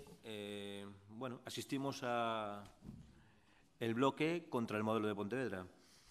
Declaraciones del señor Bará en el pleno en que se aprobó la moción de regular la ordenanza, dice que reconocía que hay una realidad cambiante y que todo se podía mejorar. Y ustedes votaron a favor. Van contra el modelo. Ahora, cuando los que más saben de movilidad en Pontevedra, que es la policía local, recomienda hacer este cambio y ustedes van a votar en contra, ¿cambian de postura? ¿Dónde está el respeto que ustedes hacen a los que más saben en Pontevedra de movilidad? Porque mediante un informe ya lo han dejado muy claro. Gracias. Moitas grazas, señor Martín González. Señor Mosquera, ten a palabra. Gracias. Moi brevemente, hombre, lamento que a Marea Pontevedra non lle teña a mesma consideración o modelo urbano co que ten os de Ganemos Valladolid ou Ganemos Salamanca ou que ten de Valencia ou de Barcelona, por certo, que convidados a participar no Urban Thinker Campus en outubro polo Concello de Barcelona e outra vez tal. Lamento que non teña a mesma consideración. Vamos a ver, non sei onde están as contradicións. Que dixo Luís está claro, en aquel momento, mire, a ver, estes asuntos podense tomar con seriedade ou de coña. Vale. Entonces, se usted ten, é o mesmo problema, eterna discusión, que a veces lle ten sucedido a algún veciño, a algún xornalista que vai e lle pregunta a un obreiro da obra como vai ser a obra. Contega que disparato que se ocorreu por ali e di, xa me dixeron. Vale, usted fala con un policía, non cos que levan mobilidade ou estruturan, e ao final, a veces, fan unha proposta, falan con un policía e xa me dixo a policía. Bueno, cuidado, un policía ou 2 ou 3. Non precisamente os que levan esos que son especialistas. Claro, que sí, así non vale. Pero é que o concepto, precisamente, o concepto de Manquiña, o concepto é ao revés. É que debe plazas libres. É que funciona se as hai. Se non as hai, temos a doble fila montada en Paso de Cebra ou que se echa. Tenas que haber. Claro, porque di, non, ese era para min, non. É que se esa está libre, veñen 200. Verdad? Si se aspira a ocupala. E, se non, vai o que necesita. Claro que pode habelas. É que está diseñado para que se haxa. Claro. Entonces, o que aparca na beira da rúa, aparca en riba do Paso de Cebra, e demais, tendo unha desas libres, pau. Claro. Se non, se di, é que non teño onde metelo, teño que facer un servicio. Que fago? Pois a ver, un lío. Entonces, que non vai contra o modelo, bueno, é unha maneira de velo, pero é buscar, digamos, un axuste de máis que, repito, temos en conta, pero para que funcione, non nun aspecto parcial. O aspecto parcial tense en contra, pero hai que integralo no total. Ben, repito, quer dizer, igual esta moción, igual que a anterior e demais, realmente non son mocións, son rogos ou preguntas que dan lugar a debate, o sea, consecuencia non ten ningún, é unha cuestión de posicionamento e demais.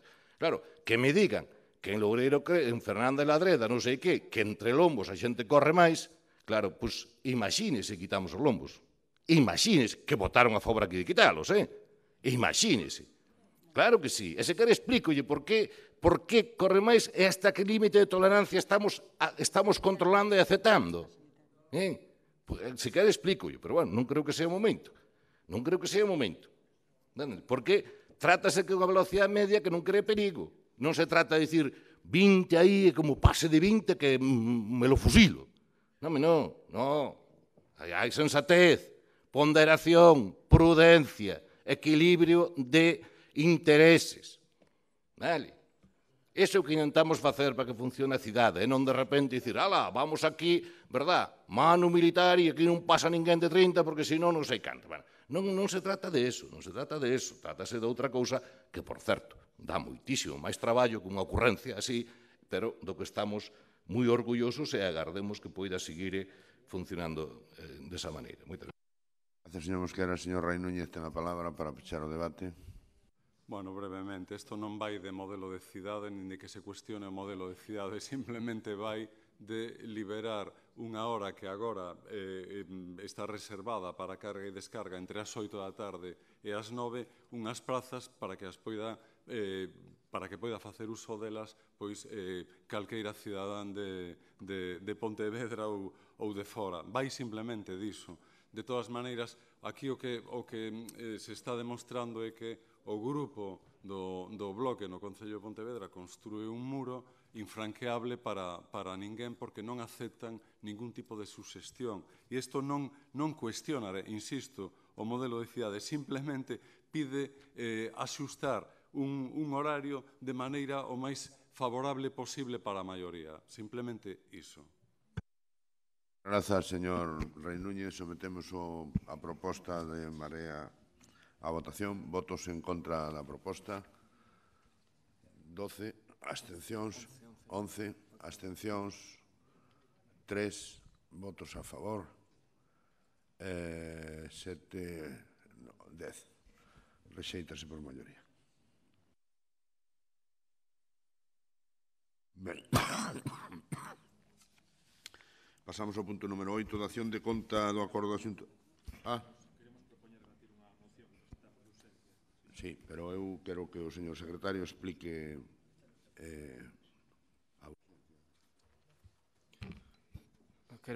Supoño que me pide informe respecto desta posibilidade, señor alcalde. Pois, ao tratarse de unha sesión extraordinaria, non cabe a inclusión de asuntos non incluídos na orde do día, senón serían os acordos que se adotasen nulos de pleno dereito. É o que di o regulamento e ata onde podo informar.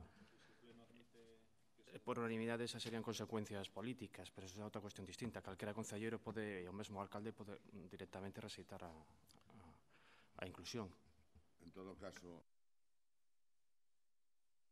acordo de que as mocións se presentan con tempo, se farán na Xunta de Portavoces. Oiga, isto non é unha novedade do ente para cá. Entón, claro, aparte de xa non haber mocións urxentes e aparte de que o normal é que se presenten con tempo e se negocia a súa introducción, é que non ten moito sentido, porque entón non sirve para nada o que falamos. Foi introducida a través dunha proposta de declaración institucional En todo caso, eu...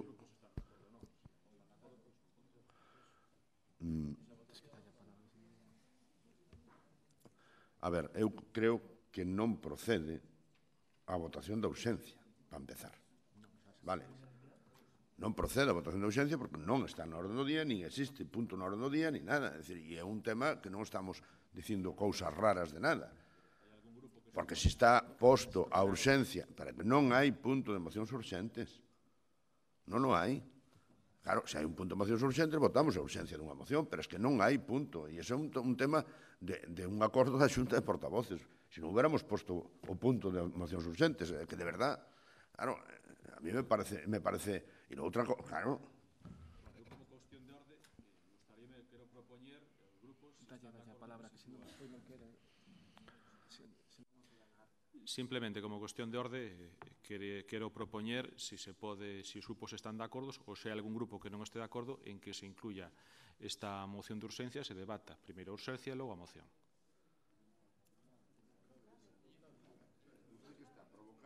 Usted está provocando que o alcalde diga, pois mire, vamos a aplicar o regulamento, que ademais nos demos entre todos, non lo demos entre todos. Ese regulamento non lo demos entre todos. E fixemos unha orden do día entre todos. E non puxemos punto de urxencia. Usted está provocando algo que a mí non me parece correcto que o faga. Me entende? Non me parece correcto que o faga. Ahora, se usted me quere dicir que eu vou a impedirlle que usted debata o que queira, debata usted o que queira, hombre. Me entende? Debata usted o que queira, pero séame razonable, porque isto non encaixa aquí. Vale? Non encaixa aquí. Non se acordou que fora un acordo institucional, eso que propoñía pola maioría dos grupos, se quitaron as mocións de urxencia e entón está provocando. Se os demais grupos queren votar a urxencia, eu voto a urxencia. A ver, non teño ningún inconveniente. Se os demais grupos queren votar a urxencia, que opinen os portavoces dos grupos. Claro, eu non teño inconveniente ningún. Vai ser que pense que nós temos algún problema por debatir unha cuestión. Vamos, o que pasa, outra cousa é que isto non é unha casa de tocan de rock. Claro. Rai. Vamos a ver. Se tratou unha xunta de portavoces que temas iban. Se acordou que non iban mocións urxentes. E máis, para introducir un tema que non fora a comisión, se vos pediu permiso de anuencia aos demais grupos políticos. Por tanto, non cabe. Por tanto, eu me opoño a que se poida discutir calquer moción de urxencia como portavoz do BNG. É dicir, porque non cabe. É dicir, así de claro. O que non se pode ser é cantamañanas, e entón digo unha cousa ali e ahora digo la contraria. Non. Home, por Dios. É dicir, democracia é respetar as normas. Non me sean catalanes. Non me sean catalanes.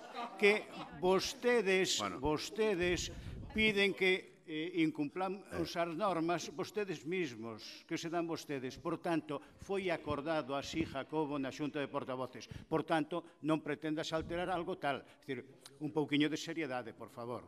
E ademais, eso, nos opoñemos a que se discuta... Ben, eu conozco a posición do portavoz do BNG, eu quixera conocer a posición dos demais portavoces.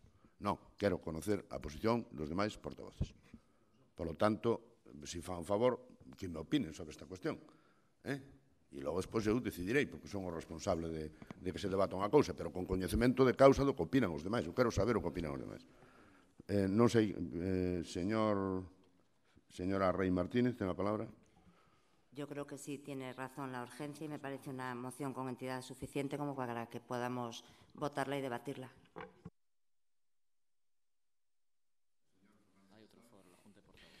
Sí, bueno, eu, con independencia de que poda estar de acordo co contido da declaración institucional feita pola FEN, creo que nos demos unhas normas de funcionamento no que o pleno, e coincido co portavoz, en este caso do BNG, sin que sirva de precedente, en que houbo debate sobre eso na xunta de portavoces, acordouse facer un orden do día, acordouse non poñer mocións urxentes, si acordou poñer rogos e preguntas, houbo a posibilidade de incluir mocións urxentes e se acordou por unanimidade que non as houbera.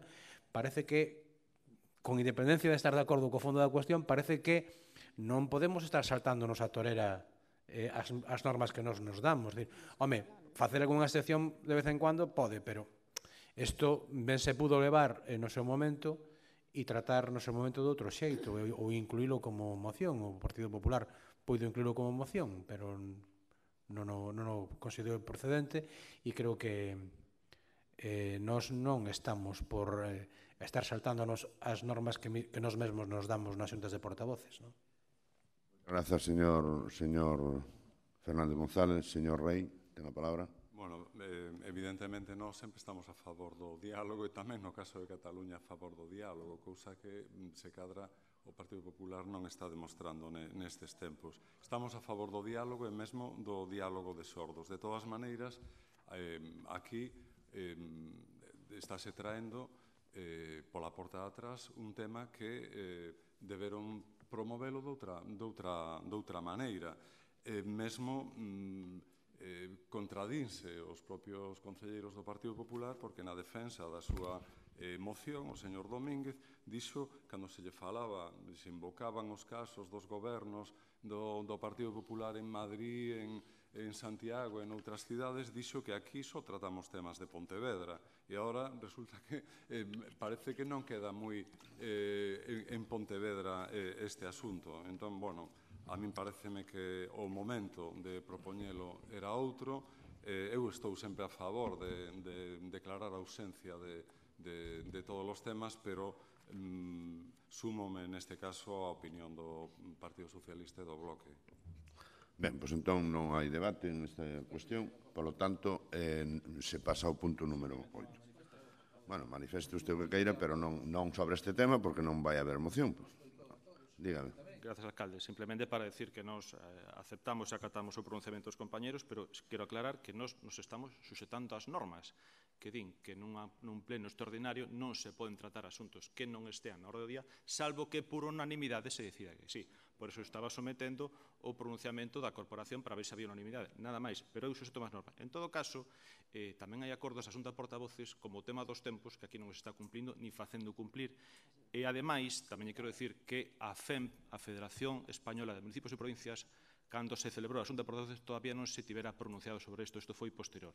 Nada máis, pero nos aceptamos o veredicto de toda a corporación. Moitas grazas, señor Moreira. Ben, pasamos ao punto número 8, que é a dación de conta dos acordos da Xunta de Goberno Local. Algúnha intervención? Non hai ninguna intervención. Pasamos ao punto 9, que é punto de preguntas. Non, hai unha pregunta, non? Hai varias. Unha pregunta.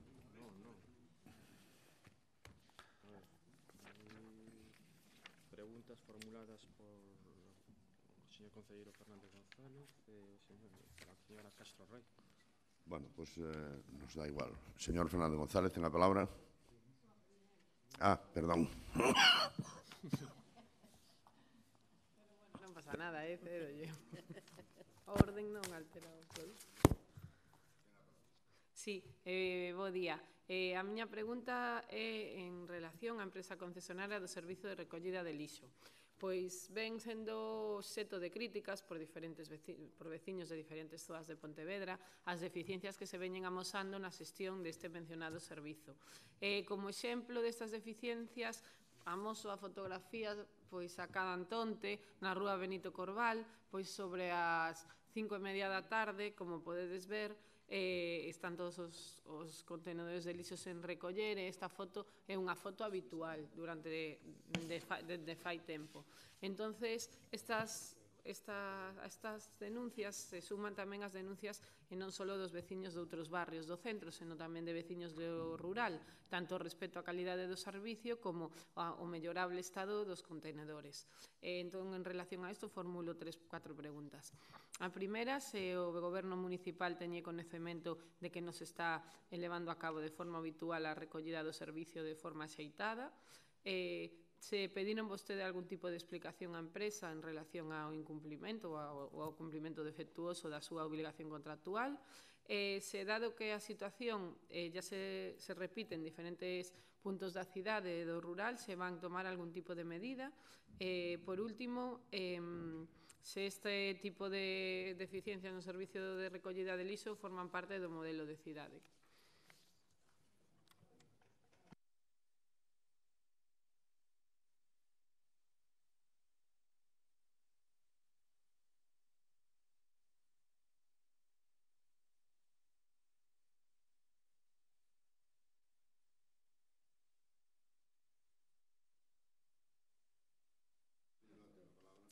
Dada a importancia do tema, supoño que a señora que fai a pregunta non terá ningún inconveniente que salle de traslado da resposta agora e non esperar a que se lle conteste por escrito.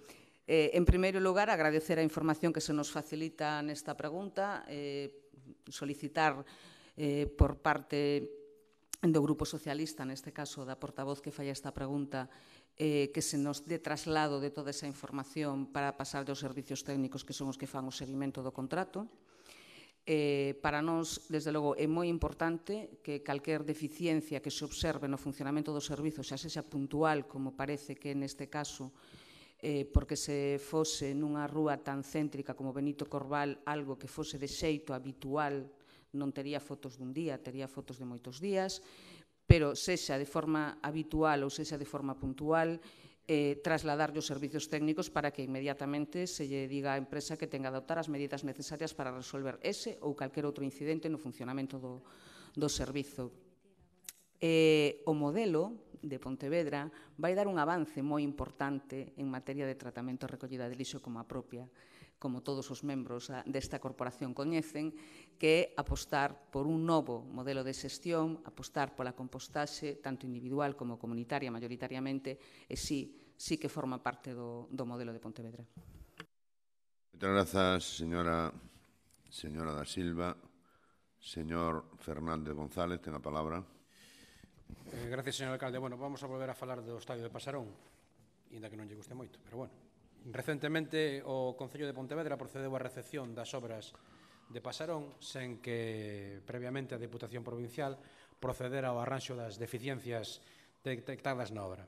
E fai uns días anunciouse por parte do Goberno Municipal a execución de obras de acondicionamento dun recinto situado dentro do estadio para local social por un importe por encima dos 600.000 euros, creo que 640.000 aproximadamente, sendo o arquitecto autor do proxecto o mesmo que dirixiu as obras do estadio de fútbol. Entón, ante esta situación, quixéramos que se nos aclarasen algunhas cuestións. Primeira, se existe algún tipo de compromiso, que non está recollido na acta de recepción, pero pode existir, para que a Diputación colabore económicamente co arranxo das deficiencias do estadio de Pasarón, que son públicas e notorias. A segunda pregunta é se antes da recepción da obra se fixo algún tipo de informe onde se recollan esas deficiencias, porque a nós non nos consta, pero pode ser que exista. En caso de que se fixera ese informe, se está cuantificado o custe económico dos arranxos necesarios. Por outra parte, tamén nos gustaría saber cal foi o criterio que se seguiu polo parte do Goberno Municipal, que é o responsable, para que a obra de acondicionamento de local social vaya a ser dirixida polo mesmo arquitecto que dirixiu as obras do campo de forma bastante desafortunada, por decirlo en términos suaves. Tamén nos gustaría saber se tivo en conta o Goberno a responsabilidade dese arquitecto nas deficiencias que agora están aparecendo. Tamén nos gustaría saber se a Deputación vai a colaborar no acondicionamento do local social. Se se consultaron co club de fútbol, usuario habitual do campo, sobre as obras de acondicionamento, porque algunhas delas poden afectar ao club que ven utilizando o campo. Tamén nos gustaría saber cales son as razóns para o elevado custe das obras de acondicionamento. Estamos a falar dunha cantidade de 640.000 euros que, se non me equivoco, debe ser equiparable máis ou menos á construción e dotación do Centro Social de Salcedo, que hubo que facer enteiro. Este parte xa está feito. Se trata de acondicionalo e resulta que nos vai a costar máis ou menos o mismo, a nada despreciable cantidad de 640.000 euros. Por tanto, haberá algunha razón que non se nos explicou nas comisións correspondentes. E, por último, se o Goberno Municipal ten algún proxecto e prazos para mellorar as instalacións do estadio ou, en todo caso, para arranxar as profundas deficiencias que existen nas instalacións do estadio. Moitas gracias. Moitas grazas, señor Fernández González. Señor Gómez Xunqueira, ten a palabra. Sí, bos días a todos e a todas. Moitas grazas, señor alcalde. A ver, a verdade é que aquí hai unha serie de preguntas que se derivan, todas realmente derivanse de dous feitos. Un é, e o máis importante, é a lea que vostede deixou montada cando foi concelleiro de Deportes, E un segundo feito é que se nos demostra vostede como un avanzado discípulo da teoría da posverdade, porque chega vostede e parece que incluso a creer algunhas cosas que di, incluso deixando mal aos seus compañeiros. Pregunta vostede cal é o custo das obras. Por poñer un exemplo, por que ese custo? Home, pero se isto, nós somos de participación, de transparencia, de democracia. Tratouse este asunto en comisión onde estivo o seu compañeiro, ben puido falar, e ademais dixémoslle que ningún problema en que isto explique noutra comisión, como facemos sempre, calquera técnico ou arquitecto ou que se nos solicite, como estamos facendo con todos os proxectos. Como lle decía, todo isto deriva da lea que vostede deixou montada cando deixou a Concellaría de Deportes, da cal algúns dos trámites que se fixeran para a recepción do estadio pois resultaban obsoletos. A partir de aí, soamente, grazas á pericia técnica dos técnicos, vaya redundancia, do Concello, e a extraordinaria colaboración dos técnicos, técnica e política, por parte da Diputación, conseguiu resolverse iso e recibir o campo nas mellores condicións e cun expediente ao que vostede pode acceder e contestar algunha destas preguntas. Solo podemos entender que as faga aquí pois con algún tipo de interese político, non como vostede di en elas para coñecer non sei que datos que son perfectamente públicos. A partir de aí, un proceso normal, como todos os que se dan nos proxectos que desenvolve este Concello. Comezamos con proxectos de participación de todas as entidades, veciños, veciñas implicadas para elaborar un programa de necesidades en base ao cal se elabora un proxecto por parte dos técnicos municipais ou de técnicos contratados a efecto. Neste caso, o arquitecto que fixo o campo, porque será quen mellor coñeza esa obra e quen mellor saiba das súas posibilidades. Dai derívase un orzamento que, como lle digo, podemos, en comisión, ofrecimos que se explicase en toda a profundidade que vostedes quixesen e que, non sei, tal e como vostede di aquí, parece que quere facer diferencias entre uns veciños e outros de Pontevedra, porque se en Salcedo gastamos máis ou gastamos menos ou no Burgo. Non entendo realmente. Moitas grazas.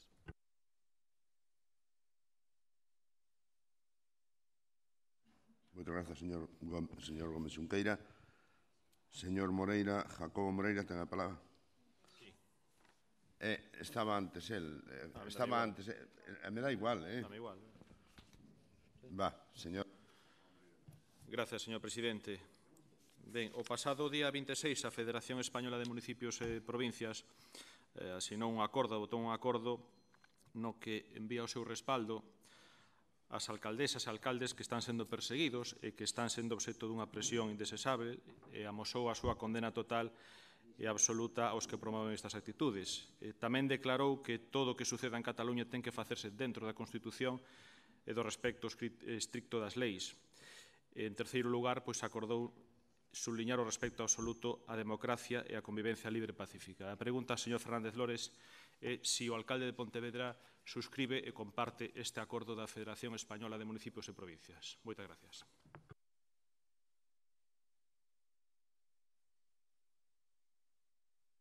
Se utilizan todos os métodos habidos por haber. Eu suscribo todas as palabras que dixen públicamente. Vale? Eu defendo o dereito a decidir de todos os povos do Estado español e o seguirei facendo desde que era pequeniño. Xa cando tiña 17, 18 anos, xa defendía o mismo. E vou non seguir defendendo. Por lo tanto, non teño nada máis que decir. Ben. Señora Moreira.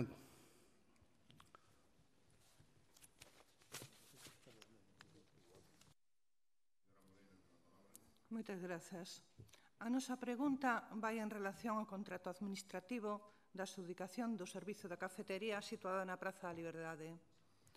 No ano 2009 asinaron vostedes un contrato para a explotación desta cafetería coa empresa Galicia Bella de Inversiones e Logísticas SL, cunha vixencia ata decembro de 2015. Logo, no ano 2011, autorizan a cesión deste contrato á empresa Jonathan Silvoso. E despois, no ano 2014, outro cambio máis. A subrogación se realiza agora a Lolita Evans, SL. A esta última empresa, despois do vencemento de contrato no ano 2015, se lle fixeron 2 prórrogas máis, cando xa existía débeda. A principios deste ano, Lolita Evans solicitou a autorización para a cesión do contrato administrativo a favor doutra empresa. Segundo vostedes, o empresario que ostenta a concesión debe 106.000 euros ás arcas públicas. A causa do impago do canon durante os 3 últimos exercicios, que corresponderían a 35.000 euros anuais máis o IBE. Por todo isto, nos preguntamos por que prorrogaron os contratos cando xa había unha débeda, acumulando máis endebedamento ata alcanzar os 106.000 euros e non resolveron un contrato en base aos pregos asinados. Cando fixeron a primeira reclamación dos impagos? Pensan que o Concello pode recuperar esta débeda cando esta empresa solicitou a principios de ano a cesión do contrato a favor de outra empresa e no Boletín Oficial da Provincia de Pontevedra se publican cédulas dende fai máis dun ano, cédulas de notificación de traballadores por estar en paradeiro descoñecido esta empresa. Por outra banda, se coñecían os problemas do persoal por impago reiterado de salarios, noticia da que se fixo eca toda a prensa pontevedresa o pasado ano, que medidas tomaron a este respecto dende o Concello? Moitas grazas. Grazas, señora Moreira. Señor González Carballo. Sí, que o Concello tense dotado de un órgano autónomo que é o órgano de tesorería e xestión orzamentaria, por tanto, vaya ali a preguntar cando se fixe a primeira reclamación e todo eso, vanlle dar cumprida a información, porque ten vostede todo o dereito do mundo. Moitas grazas. Bueno, pois... Rogos, un rogo. Apareceme aquí o señor Agustín Fernández González. Gracias, señor alcalde. Como no apartado de preguntas non hai debate, pois vou aproveitar o apartado de rogos para pedirlle, para rogarlle ao señor Gómez Xunqueira que se informe antes de falar. Porque a ignorancia é moi atrevida. E a min non me sorprende que a súa intervención, porque vindo dun concelleiro que é capaz de sacar un papeliño con obras de 40 millóns de euros por inversións que non existen, calquera cosa pode venir. Vostede é un alumno aventaxado de Donald Trump. É un alumno aventaxado de Donald Trump e su teoría de la posverdad. Aí lle dou a razón. É un alumno aventaxado. Mire, eu lle rogo, ademais, que comprobe que durante o mandato pasado o concelleiro de Deportes negouse a recepcionar a obra de Pasarón porque era unha desfeita. A pesar das presións recibidas por parte do señor alcalde e do señor Mosquera. A pesar disso. Porque era unha auténtica desfeita. Ese é o problema. Entón, e lle rogo tamén que se informe, que lea o expediente administrativo do estadio de Pasarón para comprobar que na comisión de seguimento que consintiu as modificacións de crédito que pasaron a obra de 7 a 18 millóns non houbo representación do Partido Socialista, houbo representación do BNG, que foron os que consintiron a desfeita de pasar de 8 a 18 millóns sin explicación. Por lo tanto, lle rogo encarecidamente que antes de falar se informe, porque vostede é membro do goberno e xa era antes membro do goberno. Entón, quedan cousas que quedan reflejadas no acta e quedan mal, porque logo a xente dentro de moitos anos estudiará e dirá, mire este concelleiro que ni siquiera se informaba das cousas. Entón, claro, se eso unimos o seu papelón na roda de prensa dos 40 millóns, leva vostede unha semana moi desafortunada, señor Gómez Xunqueira, moi desafortunada. Ben, tomamos nota do rogo do señor Fernández González. Señor Moreira, ten a palabra. Gracias, señor presidente. Hai uns días subemos públicamente que vostede asinou un manifesto do BNG e asinou como alcalde de Pontevedra un manifesto no que daba o seu apoio e solidariedade a alcaldes de Cataluña que estaban cometendo un acto ilegal e inconstitucional. Por lo tanto, que lle rogo é que, en diante, se absteña de asinar como alcalde de Pontevedra e como alcalde de todos os pontevedreses manifestos que involucran a Pontevedra en conductas ilegais e inconstitucionais. Nada máis e moitas gracias. Popular, porque tamén nun partido que está manifestamente a mitad da dirección presa, pois a mí non me gustaría moito estar. En todo caso, eu vou a defender o que políticamente considero que debo defender. Bueno, comprenderá, non me vai dicir usted a min o que teño que facer. Non, como alcalde, sí, porque eu non podo separar a miña figura de alcalde de ser un señor. Non podo. Bueno, entón xa yo dixen moitas veces, o que ustedes pensan sacar, non sei que pensan sacar con isto, non? Unha rentabilidade política, non sei. Eu creo que debería, bueno, non vou dicir nada porque senón é peor. Tomo nota do seu rogo, pero farei o que considere convinte, vale? Se non hai máis preguntas, levántase a sesión.